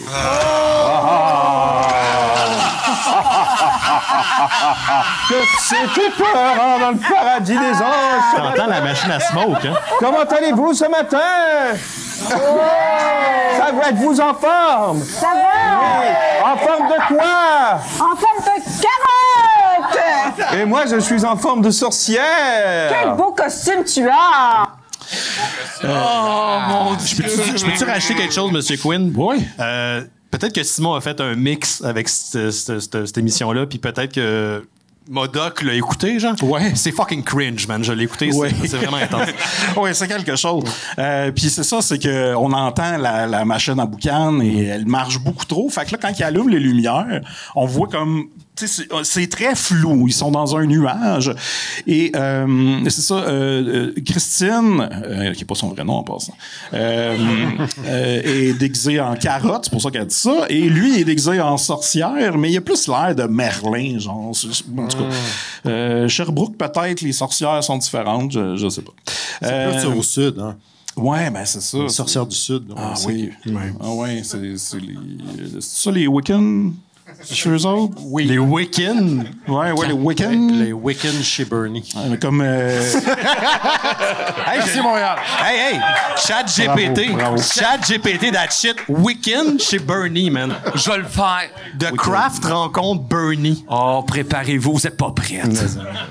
Mais il faut que Wanda Maximoff soit là aussi. Parce que, tu sais, bon. OK. Des fois, Quinn, il est comme Simon. Hein, il part des affaires puis il oublie de revenir. Et là, c'est ça, on nous présente le public qui est, évidemment, quand c'est des fêtes, c'est tout le temps des enfants qui sont dans le public. Et là, on a les enfants de l'école Saint-Esprit à Sherbrooke. Et je le mentionne parce que c'était l'école de la fille des deux animateurs, mais aussi de quelqu'un qu'on connaît un peu, ben, peut-être pas le public, mais Vous connaissez Gogol? Oui. Ceux qui le connaissent, il est dans l'épisode parce qu'il est dans le public. Ben non. Et ça, c'est un pur hasard et j'ai capoté. Tu l'as reconnu? Non, lui, il s'est reconnu. Ah. Lui, il l'a vu. C'est ça. Il y a aussi un gars qui s'appelle Guillaume, un enfant. Un enfant qui s'appelle Guillaume qui est là pour filmer. Il donne la caméra, puis à chaque fois qu'il filme, t'as le mot Guillaume qui flash en bas. C'est pour ça que c'est écrit Guillaume. Exact. OK. Fait que là, lui, ça revient tout le temps à chaque fois qu'il filme. Des fois, il y a de la caméra qui est tout croche, c'est marqué Guillaume. Ouais, c'est pas toutes les lettres motives qui fonctionnent, hein? J'étais allé méta, puis ça n'a pas marché. Les invités de cet épisode-là, il y a Angèle Arsenault, Yves Paquette, le roi du gadget, une collectionneuse de trucs de sorcières et une présentation de costumes des enfants de l'école. Puis ils vont lire des poèmes. Des poèmes d'Halloween. Des poèmes d'Halloween. Oh. Comme Johan. Ça serait pas Les Anges du matin s'il n'y avait pas de la confusion sur le pacing. Pauline, est-ce que ce sont les enfants eux-mêmes qui ont fait les costumes? Oui? On fait eux-mêmes leurs costumes, et je pense que ce serait une bonne idée, Christine, qu'on fasse un petit défilé de mode comme ça et qu'on présente quelques-uns des costumes. Mais on n'a pas un téléphone avant? On va faire le défilé de mode avant? Un défilé de mode. On va faire un défilé Alors, de mode ceux qui ont été choisis, là, venez nous montrer Alors, venez nous montrer vos costumes. Et pendant ce temps, moi, je vais aller chercher un petit micro, peut-être pour qu'on puisse identifier les gens. Regardez-moi ça. On dirait que c'est un épisode des Mystérieux. C'est malade. C'est vraiment ça, ça file podcast. C'est des précurseurs, en fait. Oui, c'est ça. Ouais. Bientôt sur Audio. Puis là, c'est ça, on nous présente les costumes des kids. Il y en a un qui est habillé en... il dit qu'il est en ninja. Denis il demande s'il est en Batman. Ouais. Puis on entend une voix dans le public qui dit qu'il est en Karate Kid. Fait que... battez-vous. Et sinon, après, il y a un gars qui est clairement... C'est clairement un costume d'épouvantail. Mais voici ce qui se passe. À ma droite, j'ai maintenant... Quel est ton nom? Eric. Eric. Et toi, Eric, tu es habillé en cowboy? Non, pas vraiment. Pas vraiment. En quoi? Sans-abri. Sans-abri. Un itinérant. Oui. Un itinérant. Eh bien, je vois que tu as... Qu'est-ce que tu as fait avec tes jeans? C'était des jeans que tu portais autrefois, c'est ça? Non. Tu les portais pas? Non. C'était les jeans de ton père? Non. Non. De ta mère? Non. Tu les as trouvés quelque part? Comme. Mais Comme. Son chapeau est pas mal réussi. C'est live, hein? On est habillé en itinérant. Je l'aime, lui, là. Après, il y a un petit gars qui est habillé en madame. Fait que Christine capote parce qu'elle pensait que c'était une fille. Il y a un genre de chevalier Cyrano. Il y a une clown. Il y a une martienne. Une fille avec des affaires fluorescentes. Puis elle se fait demander, c'est quoi ton costume? Puis, fluorescente. Fait que... c'est peut-être une enfant indigo. Tu sais, les enfants indigo, là. Oui.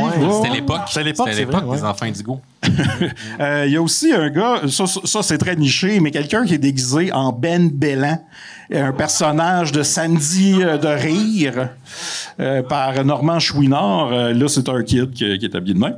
Et il y a une fille habillée en araignée, mais là, tu sais, son costume est super beau. Puis là, elle dit, c'est toi qui l'as fait? Puis non, c'est ta mère? Non, il est loué. Après, on a la première invitée qui est c'est au téléphone et c'est la madame du magasin de costumes local qui s'appelle Pierrette. Et ce que j'aime, c'est la première fois qu'elle parle, tu vois que le son il est pas réglé comme dans plusieurs podcasts. Mais Denis, il fait le saut. On l'entend, là, c'est à l'audio, mais physiquement, tu le vois qu'il fait mais tu peux partir... Un magasin, justement, de costumes ici dans la région de Sherbrooke. Il s'agit de Cactus. Bonjour, Pierrette, vous êtes là? Oui, bonjour. Bonjour, Pierrette, que ça fait plaisir de vous parler ce matin. Bonjour! Bonjour! Puis elle nous parle des costumes les plus populaires. Puis là, elle dit, cette année, c'est les 2 héros du film Batman. Fait que là, Denis, il dit, c'est Batman et Robin. Parce qu'il est Ouais, puis elle a dit non, Batman et Joker. Allez. Fait que Joker est le héros de Batman. C'est en 89, j'imagine. Ouais. Oui. Il y a aussi des costumes à la Cléopâtre. Il y a un costume de Alf. On nous montre une photo de Alf. Il est tellement laid. Ah, je le veux. Après, on nous parle d'un costume de Freddy.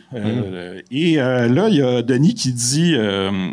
il demande aux gens dans le public, connaissez-vous Freddy, les enfants? Puis tous les enfants disent oui! Fait que je trouve ça drôle. Ils connaissent tout ça. Puis là, ben, il y a la caméra qui flash, là, marqué Guillaume, et on nous présente un petit gars qui est déguisé en Freddy, mais avec un gros masque. Ouais. Fait qu'il y a quand même un gros masque, puis il y a le gant. Très beau costume, mais juste l'image, ça me fait rire. Il a l'air la même... Ouais. Je cherche les mots, le Carlis. Il est aussi flexible que moi avec le casque de Modoc. Là. Ah oui. Après, ben, on parle d'un concours photo où le Grand Prix est un voyage en montgolfière. Patio Vidal. Oh my God, Patio Vidal! Patio Vidal! Il y en avait un à Saint-Eustache où j'ai grandi. Puis dans le menu, t'avais le spécial crasseux. Parce qu'il y avait... Ça s'appelait pas de même, mais c'est comme ça qu'on appelait ça, parce qu'il y avait un garagiste qui avait les mains pas propres, puis qui tenait comme 2 gros ustensiles. Puis on appelait comme la bouffe le spécial crasseux. Parce que... Mais vous y alliez pareil? Ouais! OK. C'est la seule affaire qui était ouverte 24 heures. Hey, le seul monde qui va trouver ça drôle, c'est le monde de Saint-Eustache. On devrait continuer. Après, deuxième invité, Angèle Arsenault, qui chante « Moi, je mange au piano », est habillée en chat. Puis ce qui est drôle, c'est qu'il y a des plans dans le public. On entend les enfants chanter, mais la caméra focus sur un petit gars qui est en Dracula puis qui écoute pas. Là. Non, il est pas là. Il est juste... Il est dans le néant, puis pendant que moi je mange, hein? Tu te souviens de ça? Mais ça. Après, ben, on a la première partie des poèmes. C'est plate, je vous épargne ça. Pas. Après, on a un concours de décoration. Puis le concours, ben, si tu peux gagner, il y a comme un gros bac avec plein de noms. Là, puis là, le Denis, il pige là-dedans.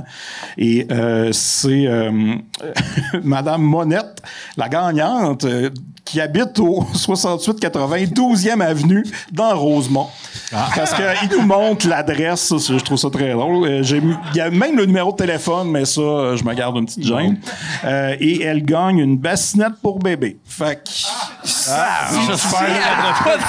elle a pas de bébé. C'est ça. Si tu veux décorer avec une bassinette, si t'as pas de bébé... C'est comme vraiment précis comme cadeau. Vraiment. Après, Yves Paquette arrive, le roi du gadget. Il y a un T-shirt avec un trou dedans, avec genre des organes en plastique, puis il dit que c'est genre 20 piastres.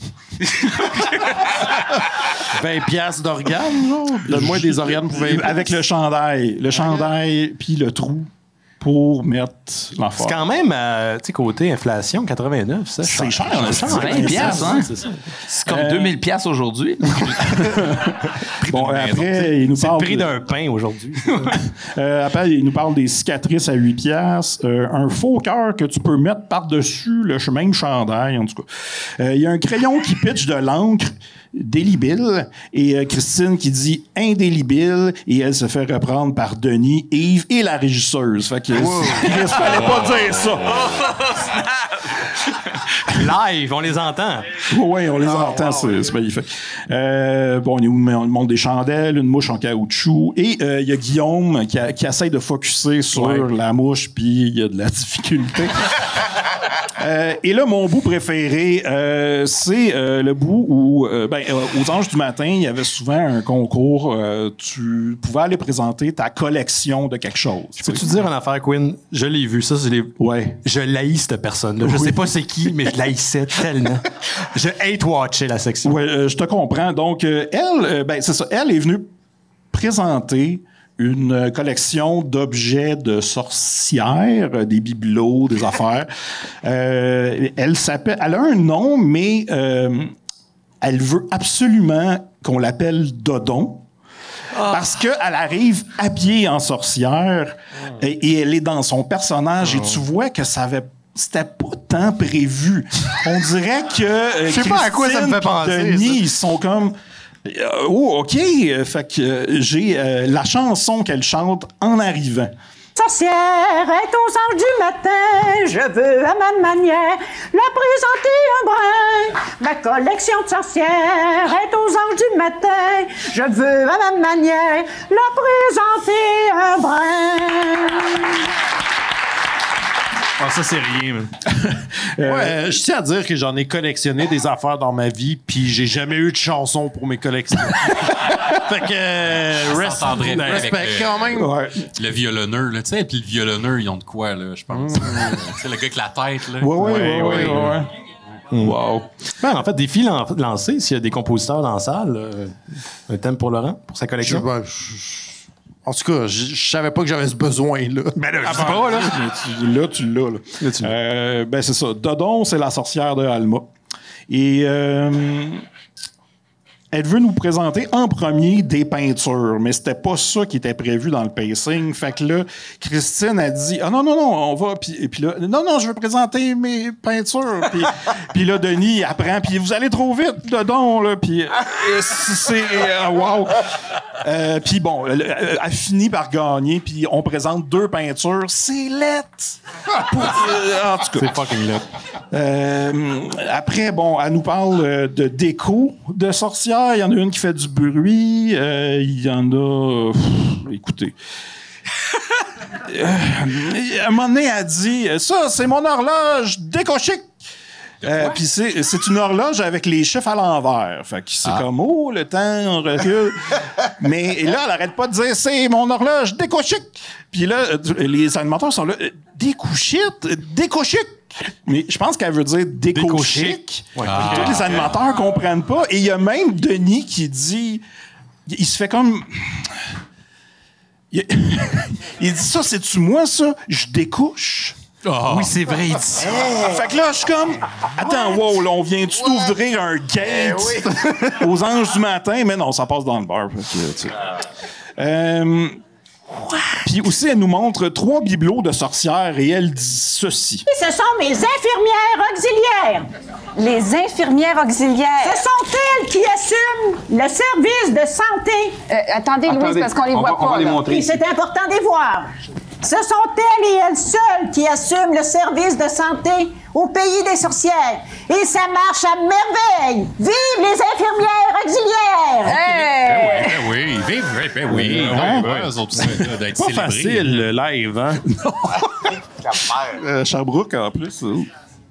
Après, ben, elle passe, elle essaie de montrer d'autres choses, elle passe devant la caméra, là, Denis, il redit, vous allez trop vite, là, puis là, c'est le bordel. Et là, elle veut juste montrer un esti de bâton avec une face gravée dedans, puis c'est comme, OK. Elle nous dit, ça c'est un bâton avec un visage humain. Ça a été fait par telle personne. Fait que, OK, bon, ben, c'est genre juste quelque chose qui a été fait par un sculpteur local. Puis, OK, c'est quoi le rapport avec les sorcières? Je comme pas catché. Et puis là, elle nous dit qu'elle a 3 fois la collection de Qu'est-ce qu'on voit. Ouais. Et 2 autres fois de stock qu'elle a amené, mais qui est en arrière. Et vas-tu aller le chercher? Ben, elle dit, c'est plate, là, vous pouvez pas voir les choses en arrière, imaginez. Mais non, mais là, attends, elle a fait Alma Sherbrooke quand même pour montrer ses sorcières. Là. Oui. En même temps. Ben, oui, mais en même temps, amène-en pas trop, sélectionne, tu sais. Mais d'un coup, t'en manques. C'est une collectionneuse, là. Oui, mais tu passes à la TV, tu as un segment de 2 minutes. Peut-être qu'ils n'ont pas dit. Blâmons la production, tiens. Oui, on va blâmer la production. Voilà. Ben, c'est ça. Là, et les fruits, et j'ai marqué un extrait. Est-ce qu'il y a beaucoup de sorcières à Alma? Énormément, parce que moi, je suis la vraie sorcière, et puis tous les petits amis, j'ai quelque chose à vous dire. Dans les années à venir, je suis sûre que ça sera comme à Salem. Alma sera la ville de la vraie sorcière dedans. Et partout où on viendra en fêter l'Halloween chez dedans, la sorcière au balai magique. Il y a seulement Il y a seulement au Lac-Saint-Jean qu'on retrouve des phénomènes comme Dodon. Regardez. Hey, c'est pas le fun quand elle parle, hein? Non. Fait qu'Alma, c'est le nouveau Salem, guys. Est-ce que tu as fait des recherches à savoir si Dodon avait été vraiment... Faudrait demander à Simon. Je sais pas. Oui, ben oui, excuse-moi. Moi, j'ai pas trop... 75. Tu sais, l'Internet, moi, j'ai un petit peu de misère. Surtout, tu sais, je suis un fantôme. Fait que mes doigts passent à travers le téléphone. Ben ouais. Puis, c'est ça. Hey boy, c'est pas facile. Puis c'est ça, là, on nous présente des chandails, puis des livres, puis il y a une shot du public et les enfants sans calice. Ils écoutent pas. Bon, après, on a un autre concours, un souper en tête-à-tête avec Pierre Belland dans un resto de Sherbrooke. Et malgré que c'est un concours qui s'appelle tête-à-tête, tu vas là avec 5 autres couples, plus le couple des Anges du matin. Fait que c'est plus un party. Hey, moi, c'est ça que je vais écouter. Et là, il y a un autre bout avec des poèmes. Je vous épargne ça. Et deuxième chanson d'Angèle Arsenault qui chante Un enfant peut changer le monde. Tu sais, fais des tunes le fun quand au moins t'as un public d'enfants, pas genre des tunes que tu veux gonner en tout cas. Et puis, mais l'affaire qui est drôle dans tout ça, c'est qu'elle a un costume de chat. Puis elle a même juste que les pattes de chat. Fait que c'est comme des gros pieds. Puis elle pèse sur ses pédales de piano avec. Puis ça m'a beaucoup fait rire. C'était beau. Puis là, il y a un bout d'entrevue rapide et ça finit là. Fait que voilà, c'était Les Anges du matin d'Halloween. Je donne 5... Citrouilles. Non, je peux pas. Attends, ça serait quoi, sorcière. 5 louvains, calice. Ouais, voilà, c'est ça. Je vous retiendrai pas plus longtemps. Monsieur Quinn en remplacement de Simon, qui était pas là, malheureusement. Avec mon chum Bruce. Oui. OK, attention tout le monde, là. Là, depuis tantôt, je sens que Benoît me prend pas au sérieux puis ne me croit pas. Je sens ça parce que je suis un empathe, OK? Et je vois son aura qui vire au mauve. Non, mais je m'en rends bien compte. Par contre, quand Quint ici a parlé des anges du matin, là, je sais pas s'il y en a qui vont pouvoir me confirmer qu'ils l'ont vu, mais il y a un petit coin de tape ici, de tape de police sur le bord des moniteurs, là. Il s'est détaché puis il est tombé là. Oh shit. Oh fuck. Je pense que ça brasse dans le monde des esprits ici en ce moment. Il y a quelque chose avec les anges qui l'a réveillé fortement. Et là, je sens que c'est fort, là, j'étouffe. J'ai de la misère, là. C'était les anges ou c'était la chanson de Dodon, tu penses? Bonne question, mais moi, je pense que c'est arrivé avant la chanson de Dodon. Me présenter un brin. Merci, Étienne Forêt, I guess, encore une fois. Merci. Tu vois, Étienne. très mauve cette heure-là. Ouais, on applaudit. Très indigo. Là, je sais pas. Là, tu l'as-tu dire ton poème? Non, mais moi, je l'avais vraiment préparé pour l'entracte pour pas que le monde s'emmerde pendant que vous allez tout pisser. Là. Ah, OK. Fait qu'on le garde pour la prochaine fois. On peut le garder pour la prochaine fois ou je peux le lire, là. Attends, c'est le public qui décide. Est-ce qu'on écoute le poème de Johan? Je t'ai mis un peu dans le spot. Tourner pisser aussi. Pour tourner pisser pendant ce temps-là. Clairement, vous savez pas ce que vous voulez. Attends, il y a combien de pages? Une. Ah, OK, parfait, c'est bon. Donc, quand j'ai dit, peux-tu m'écrire un poème sur Désir mortel 2, Le secret obscur? ChatGPT m'a dit, bien sûr. Qui est en fait la suite du trailer érotique que tu as dit durant la 800e. La 800e. Donc, maintenant, imaginez qu'on est dans une salle où il y a des poèmes qui sont lus. Oui, c'est ça. Faut applaudir avec les doigts. Dans l'ombre des désirs interdits, les secrets obscurs prennent vie. Un podcast mystérieux, des âmes en conflit. Les ténèbres du passé se dressent infinies. Amanda, vous vous souvenez, Amanda, c'est la... En tout cas. L'énigmatique séductrice, son charme hypnotique, sa voix persuasive, éveille des passions, une folle délice. Les membres du groupe désirent incisif. C'est sexy, hein? Ouais, j'ai chaud, là. Entre vérité et fantasme, l'équilibre se rompt. Le mystère s'apaisit, les secrets se dévoilent, les âmes tourmentées dans l'ombre se débattent face aux désirs mortels qui les contrôlent. Elle a comme oublié de rimer à partir de là. Au cœur de la passion et du danger, les vies s'entrelacent, se mêlent en un ballet. Le podcast reprend.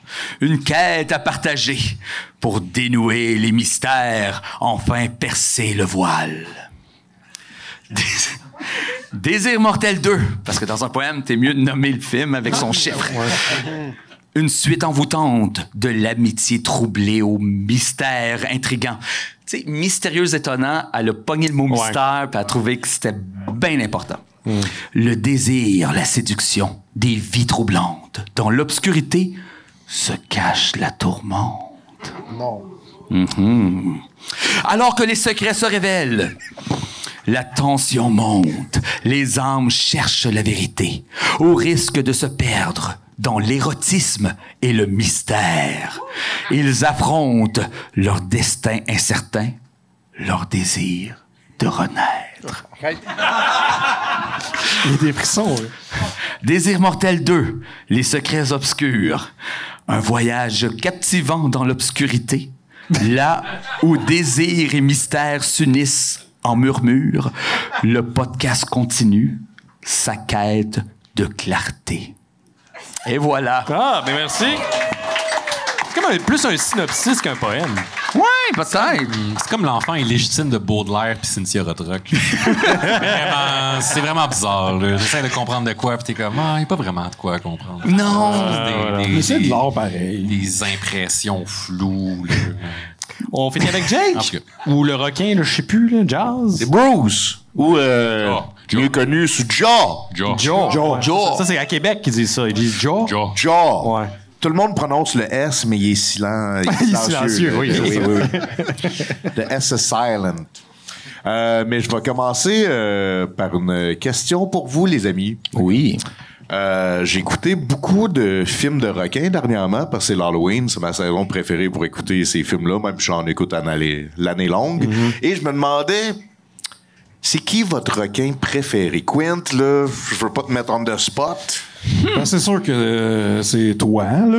Ben. Mais c'est parce que j'ai appris à te connaître. C'est ça l'affaire. Tu sais, toi, t'es mon pêcheur vétéran militaire préféré aussi. Hein? Je goûtais-tu bon? Tu goûtais le fort. Il y avait comme une bouteille de quelque chose, mais j'haïssais pas ça. Ça donnait comme un petit oomph. Un petit oomph, ouais, OK. Et toi, Alan? Je pense que c'est le requin Will Smith dans Shark Tales. Très bon choix. Moi, c'est clairement pas Baby Shark. Parce que, calisse que je l'ai écouté. Ça aliène, hein, cette tournée. Ah oui. Oh, man, je suis sûr que comme arme biologique, ben c'est pas biologique, mais arme de destruction massive, c'est comme Baby Shark, là. C'est ça que tu choisis. Tes fils aiment ça, j'imagine. Il aimait ça. Man, je viens de sortir de cette phase-là. S'il vous plaît, personne. Si vous voyez mes enfants, vous leur rappelez pas. Ça serait la chose la plus cruelle, pire que l'affaire des Jéhovah. Ouais, ça serait plate de se manger de même. Mais si il tripait sur la chanson de Dodon, mettons, comme Next Phase, là. C'était quoi déjà l'air de Dodon? C'était... Il y avait-tu un air? Mais c'est ça, il y avait-tu un air? Il y avait un air, là. Baby Shark. Oh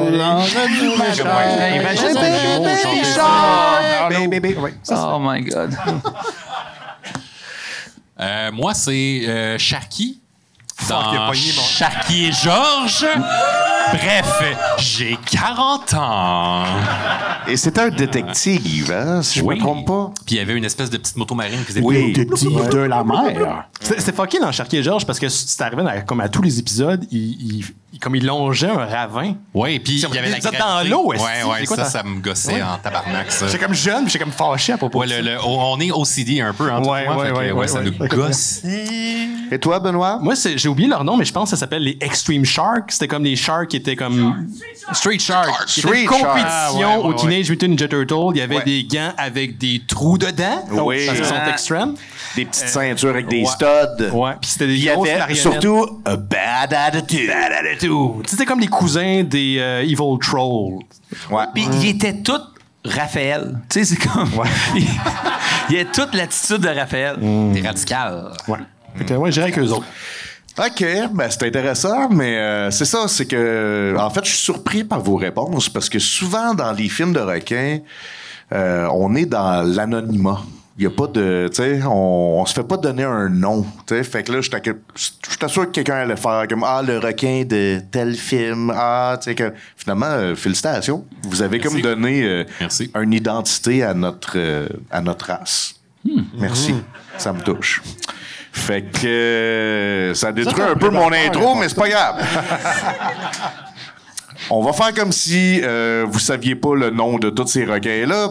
Et moi, ben c'est ça, c'est que j'ai découvert un requin qui a une identité propre. Et ça, en fait, ça a développé une nouvelle passion. C'est devenu mon idole. Et je veux vous parler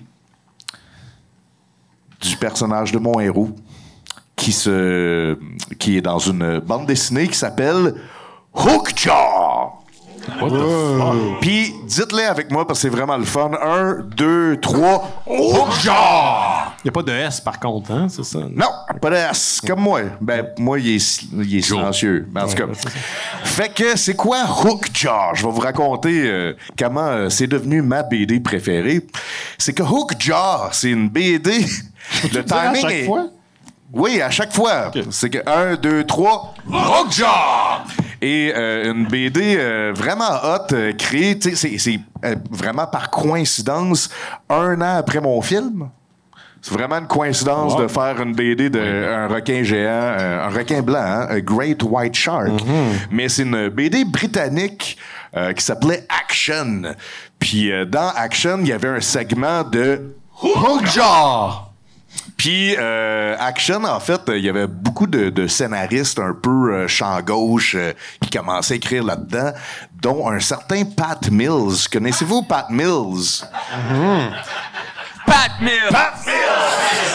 Ben, Pat Mills, c'est le créateur, un des co-créateurs de 2000 AD. Fait que, tu sais, c'est pas n'importe quoi, là. Il est derrière, à côté de John Wagner et derrière Judge Dredd, mais, tu sais, il a créé aussi les ABC Warriors. Il a fait une BD de vampires qui s'appelle Requiem. Et il a créé Hookjaw!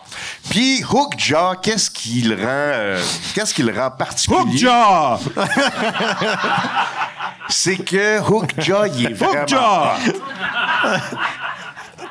Il suit. Fait qu'il est vraiment hot parce que c'est pas un grand requin blanc ordinaire.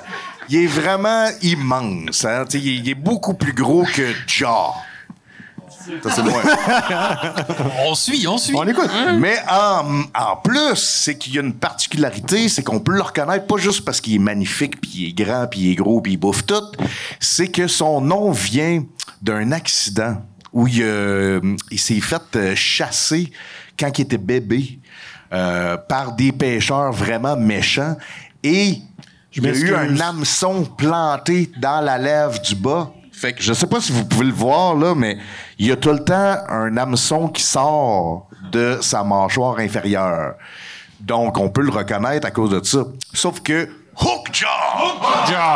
Ben, il est vraiment hot parce qu'à la place de faire que « Ah non, je suis blessé » pis tout, il a fait que « Ah non, c'est cool. » C'est comme ça me crée une nouvelle arme. Fait que ce qu'il peut faire, c'est qu'il peut empaler des gens avec son hameçon pour les bouffer plus tranquillement. Fait que là, toi, t'es accroché, pis t'es comme « Ah! » Pis là, il y a sa grosse gueule qui te grignote. Puis moi, je trouvais ça inspirant. Un peu comme on se sert d'un petit bâton de popsicle pour manger de la tire sur la neige. Genre. C'est exactement ça. Intéressant. C'est vraiment ça. C'est la même chose. C'est pareil. Puis après ça, ben, dans les aventures de Hookjaw, tu sais, c'est... Yeah! Ça va oublier. C'est évidemment évidemment, c'est une BD old school. Hein, fait que tous les personnages disent qu'est-ce qui se passe. Genre, oh non, Hookjaw! Hookjaw! Et là, il est en train de manger mon ami. Oh non, Hookjaw! Arrive, il est en train de manger le bateau. Oh non, Hookjaw! Et là, un moment donné, il mange un hélicoptère. Ben non. Ça m'a fait penser à ton ami Simon Chénier. Oui, il aime ça. Puis, tu sais, il mange tout ce qui va sur l'eau. Et à un moment donné, il y a comme un méchant, parce que c'est ça aussi, c'est que c'est de la justice sociale. Parce que... Ouais, c'est parce que ça arrive vite, hein. Ça m'aurait pris un piton là, qui affiche son nom. Mais c'est que Hookjaw! Tu sais, dans le fond, lui, il est cool. Il veut juste que, genre, tu sais, comme l'océan soit chill, puis qu'il n'y ait pas des gros méchants qui bâtissent des infrastructures, des puits de pétrole et un restaurant. Fait qu'il y a un épisode là-dedans où Hookjaw mange un restaurant. Je trouvais ça quand même hot. J'étais comme, OK, il est rendu là. Au début, il est dans la fenêtre du resto, puis là, tout le monde est comme, oh non, c'est Hookjaw! Puis il rentre dans la fenêtre, puis là, finalement, le resto se défait, puis il mange le resto. J'étais comme, un requin qui mange un restaurant. Je trouvais ça vraiment hot. Fait que, bref, c'est devenu mon héros et... je suis pas tout seul à triper sur... Parce que il y a une couple d'années, il s'est fait, imaginez-vous donc, un remake. Fait que oui, il y a un remake de Hookjaw qui est sorti. Yes! Et la quote, c'est... Un autre réalisateur que j'aime bien, qu'il faudrait qu'il t'engage d'ailleurs pour un film, mais c'est If Tarantino rebooted Blue Planet. Wow. Ça donnerait Hookjaw! Et dans le remake, en fait, ce que je trouve hot, c'est qu'ils ont essayé de faire un reboot, mais encore plus d'y donner de personnalité. Donc, on peut lire ses pensées intérieures. Wow. Fait que là, ça me rapprochait de mon héros. Ça ressemble à quoi, mettons, ses pensées intérieures? C'est assez basique, là. Ça ressemble souvent à genre flèche, hunger, good. Un moment donné, il dit bad. Non, il dit bad flèche. Puis ça, c'est quand il mange un humain, parce que d'habitude, il mange des poissons. Puis il dit bad flesh, but good bad flesh. Puis là, il veut continuer à manger des humains. C'est à moi, ça. Puis peut-être, là, c'est ça c'est juste le premier trade, mais peut-être après ça, il devient ami avec les fantômes, comme nous deux. Mais bref, ça m'a bien gros inspiré. Puis je me suis dit, c'est peut-être le temps que je suive les traces de mon héros. Et non pas que je mange un restaurant, mais j'aime bien son look. Fait que je me disais, je pouvais peut-être me faire percer. La babine pour ressembler de plus en plus à Hookjaw. Donc, est-ce que vous avez un hameçon, quelqu'un ici? Non, moi, j'ai rien. Je peux te percer ça avec un crayon, si tu veux, par contre. Un crayon, c'est pas assez hameçonnesque. Non. Okay. Moi, j'en avais plein, mais t'as mangé le bateau aussi. Fait que... C'est vrai. Mais peut-être que si je fouille, il faut en rester un. Ah oui, ce bel hameçon-là, vous le voyez peut-être pas dans le public à cause de la lumière, mais vous le voyez, gang? C'est un hameçon. OK, donc on installe ça, puis criez mon nom en même temps, là, OK? OK. Hookjaw!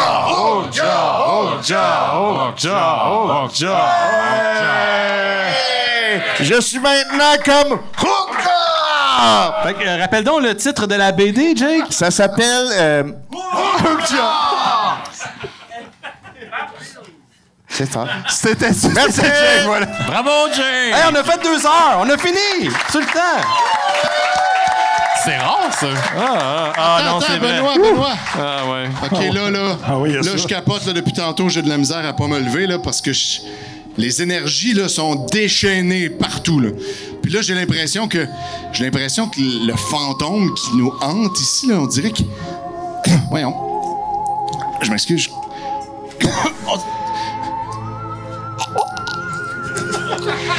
Acting. Qu'est-ce qui se passe? Merci, les mystérieux étonnants. Ça parle.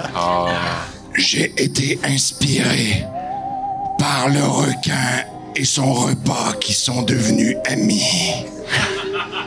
J'ai été inspiré par la vision du parc et par la connaissance intime que chacun avait sur les autres. J'ai été inspiré par l'idée de la confiture de pêche qui rapproche un tueur d'un déficient intellectuel.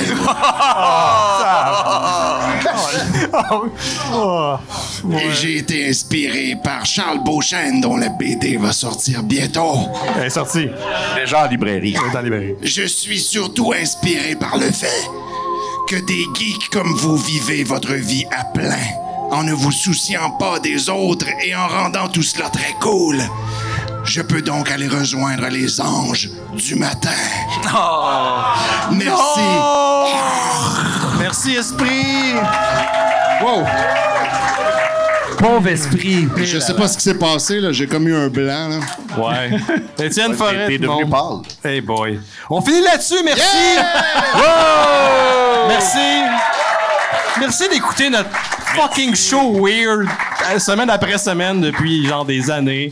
Ça fait combien d'années, là? Ça fait combien d'années? On va faire 18 ans en janvier que le podcast existe. Ça paraît pas, hein? Il est majeur, il peut aller s'acheter de la bière. Exactement. Moi, je sais que vous l'avez mentionné rapidement tantôt, mais je pensais que le punch final, ça allait être le spectre de Silver Rage Benoît Mercier, qui est parmi nous.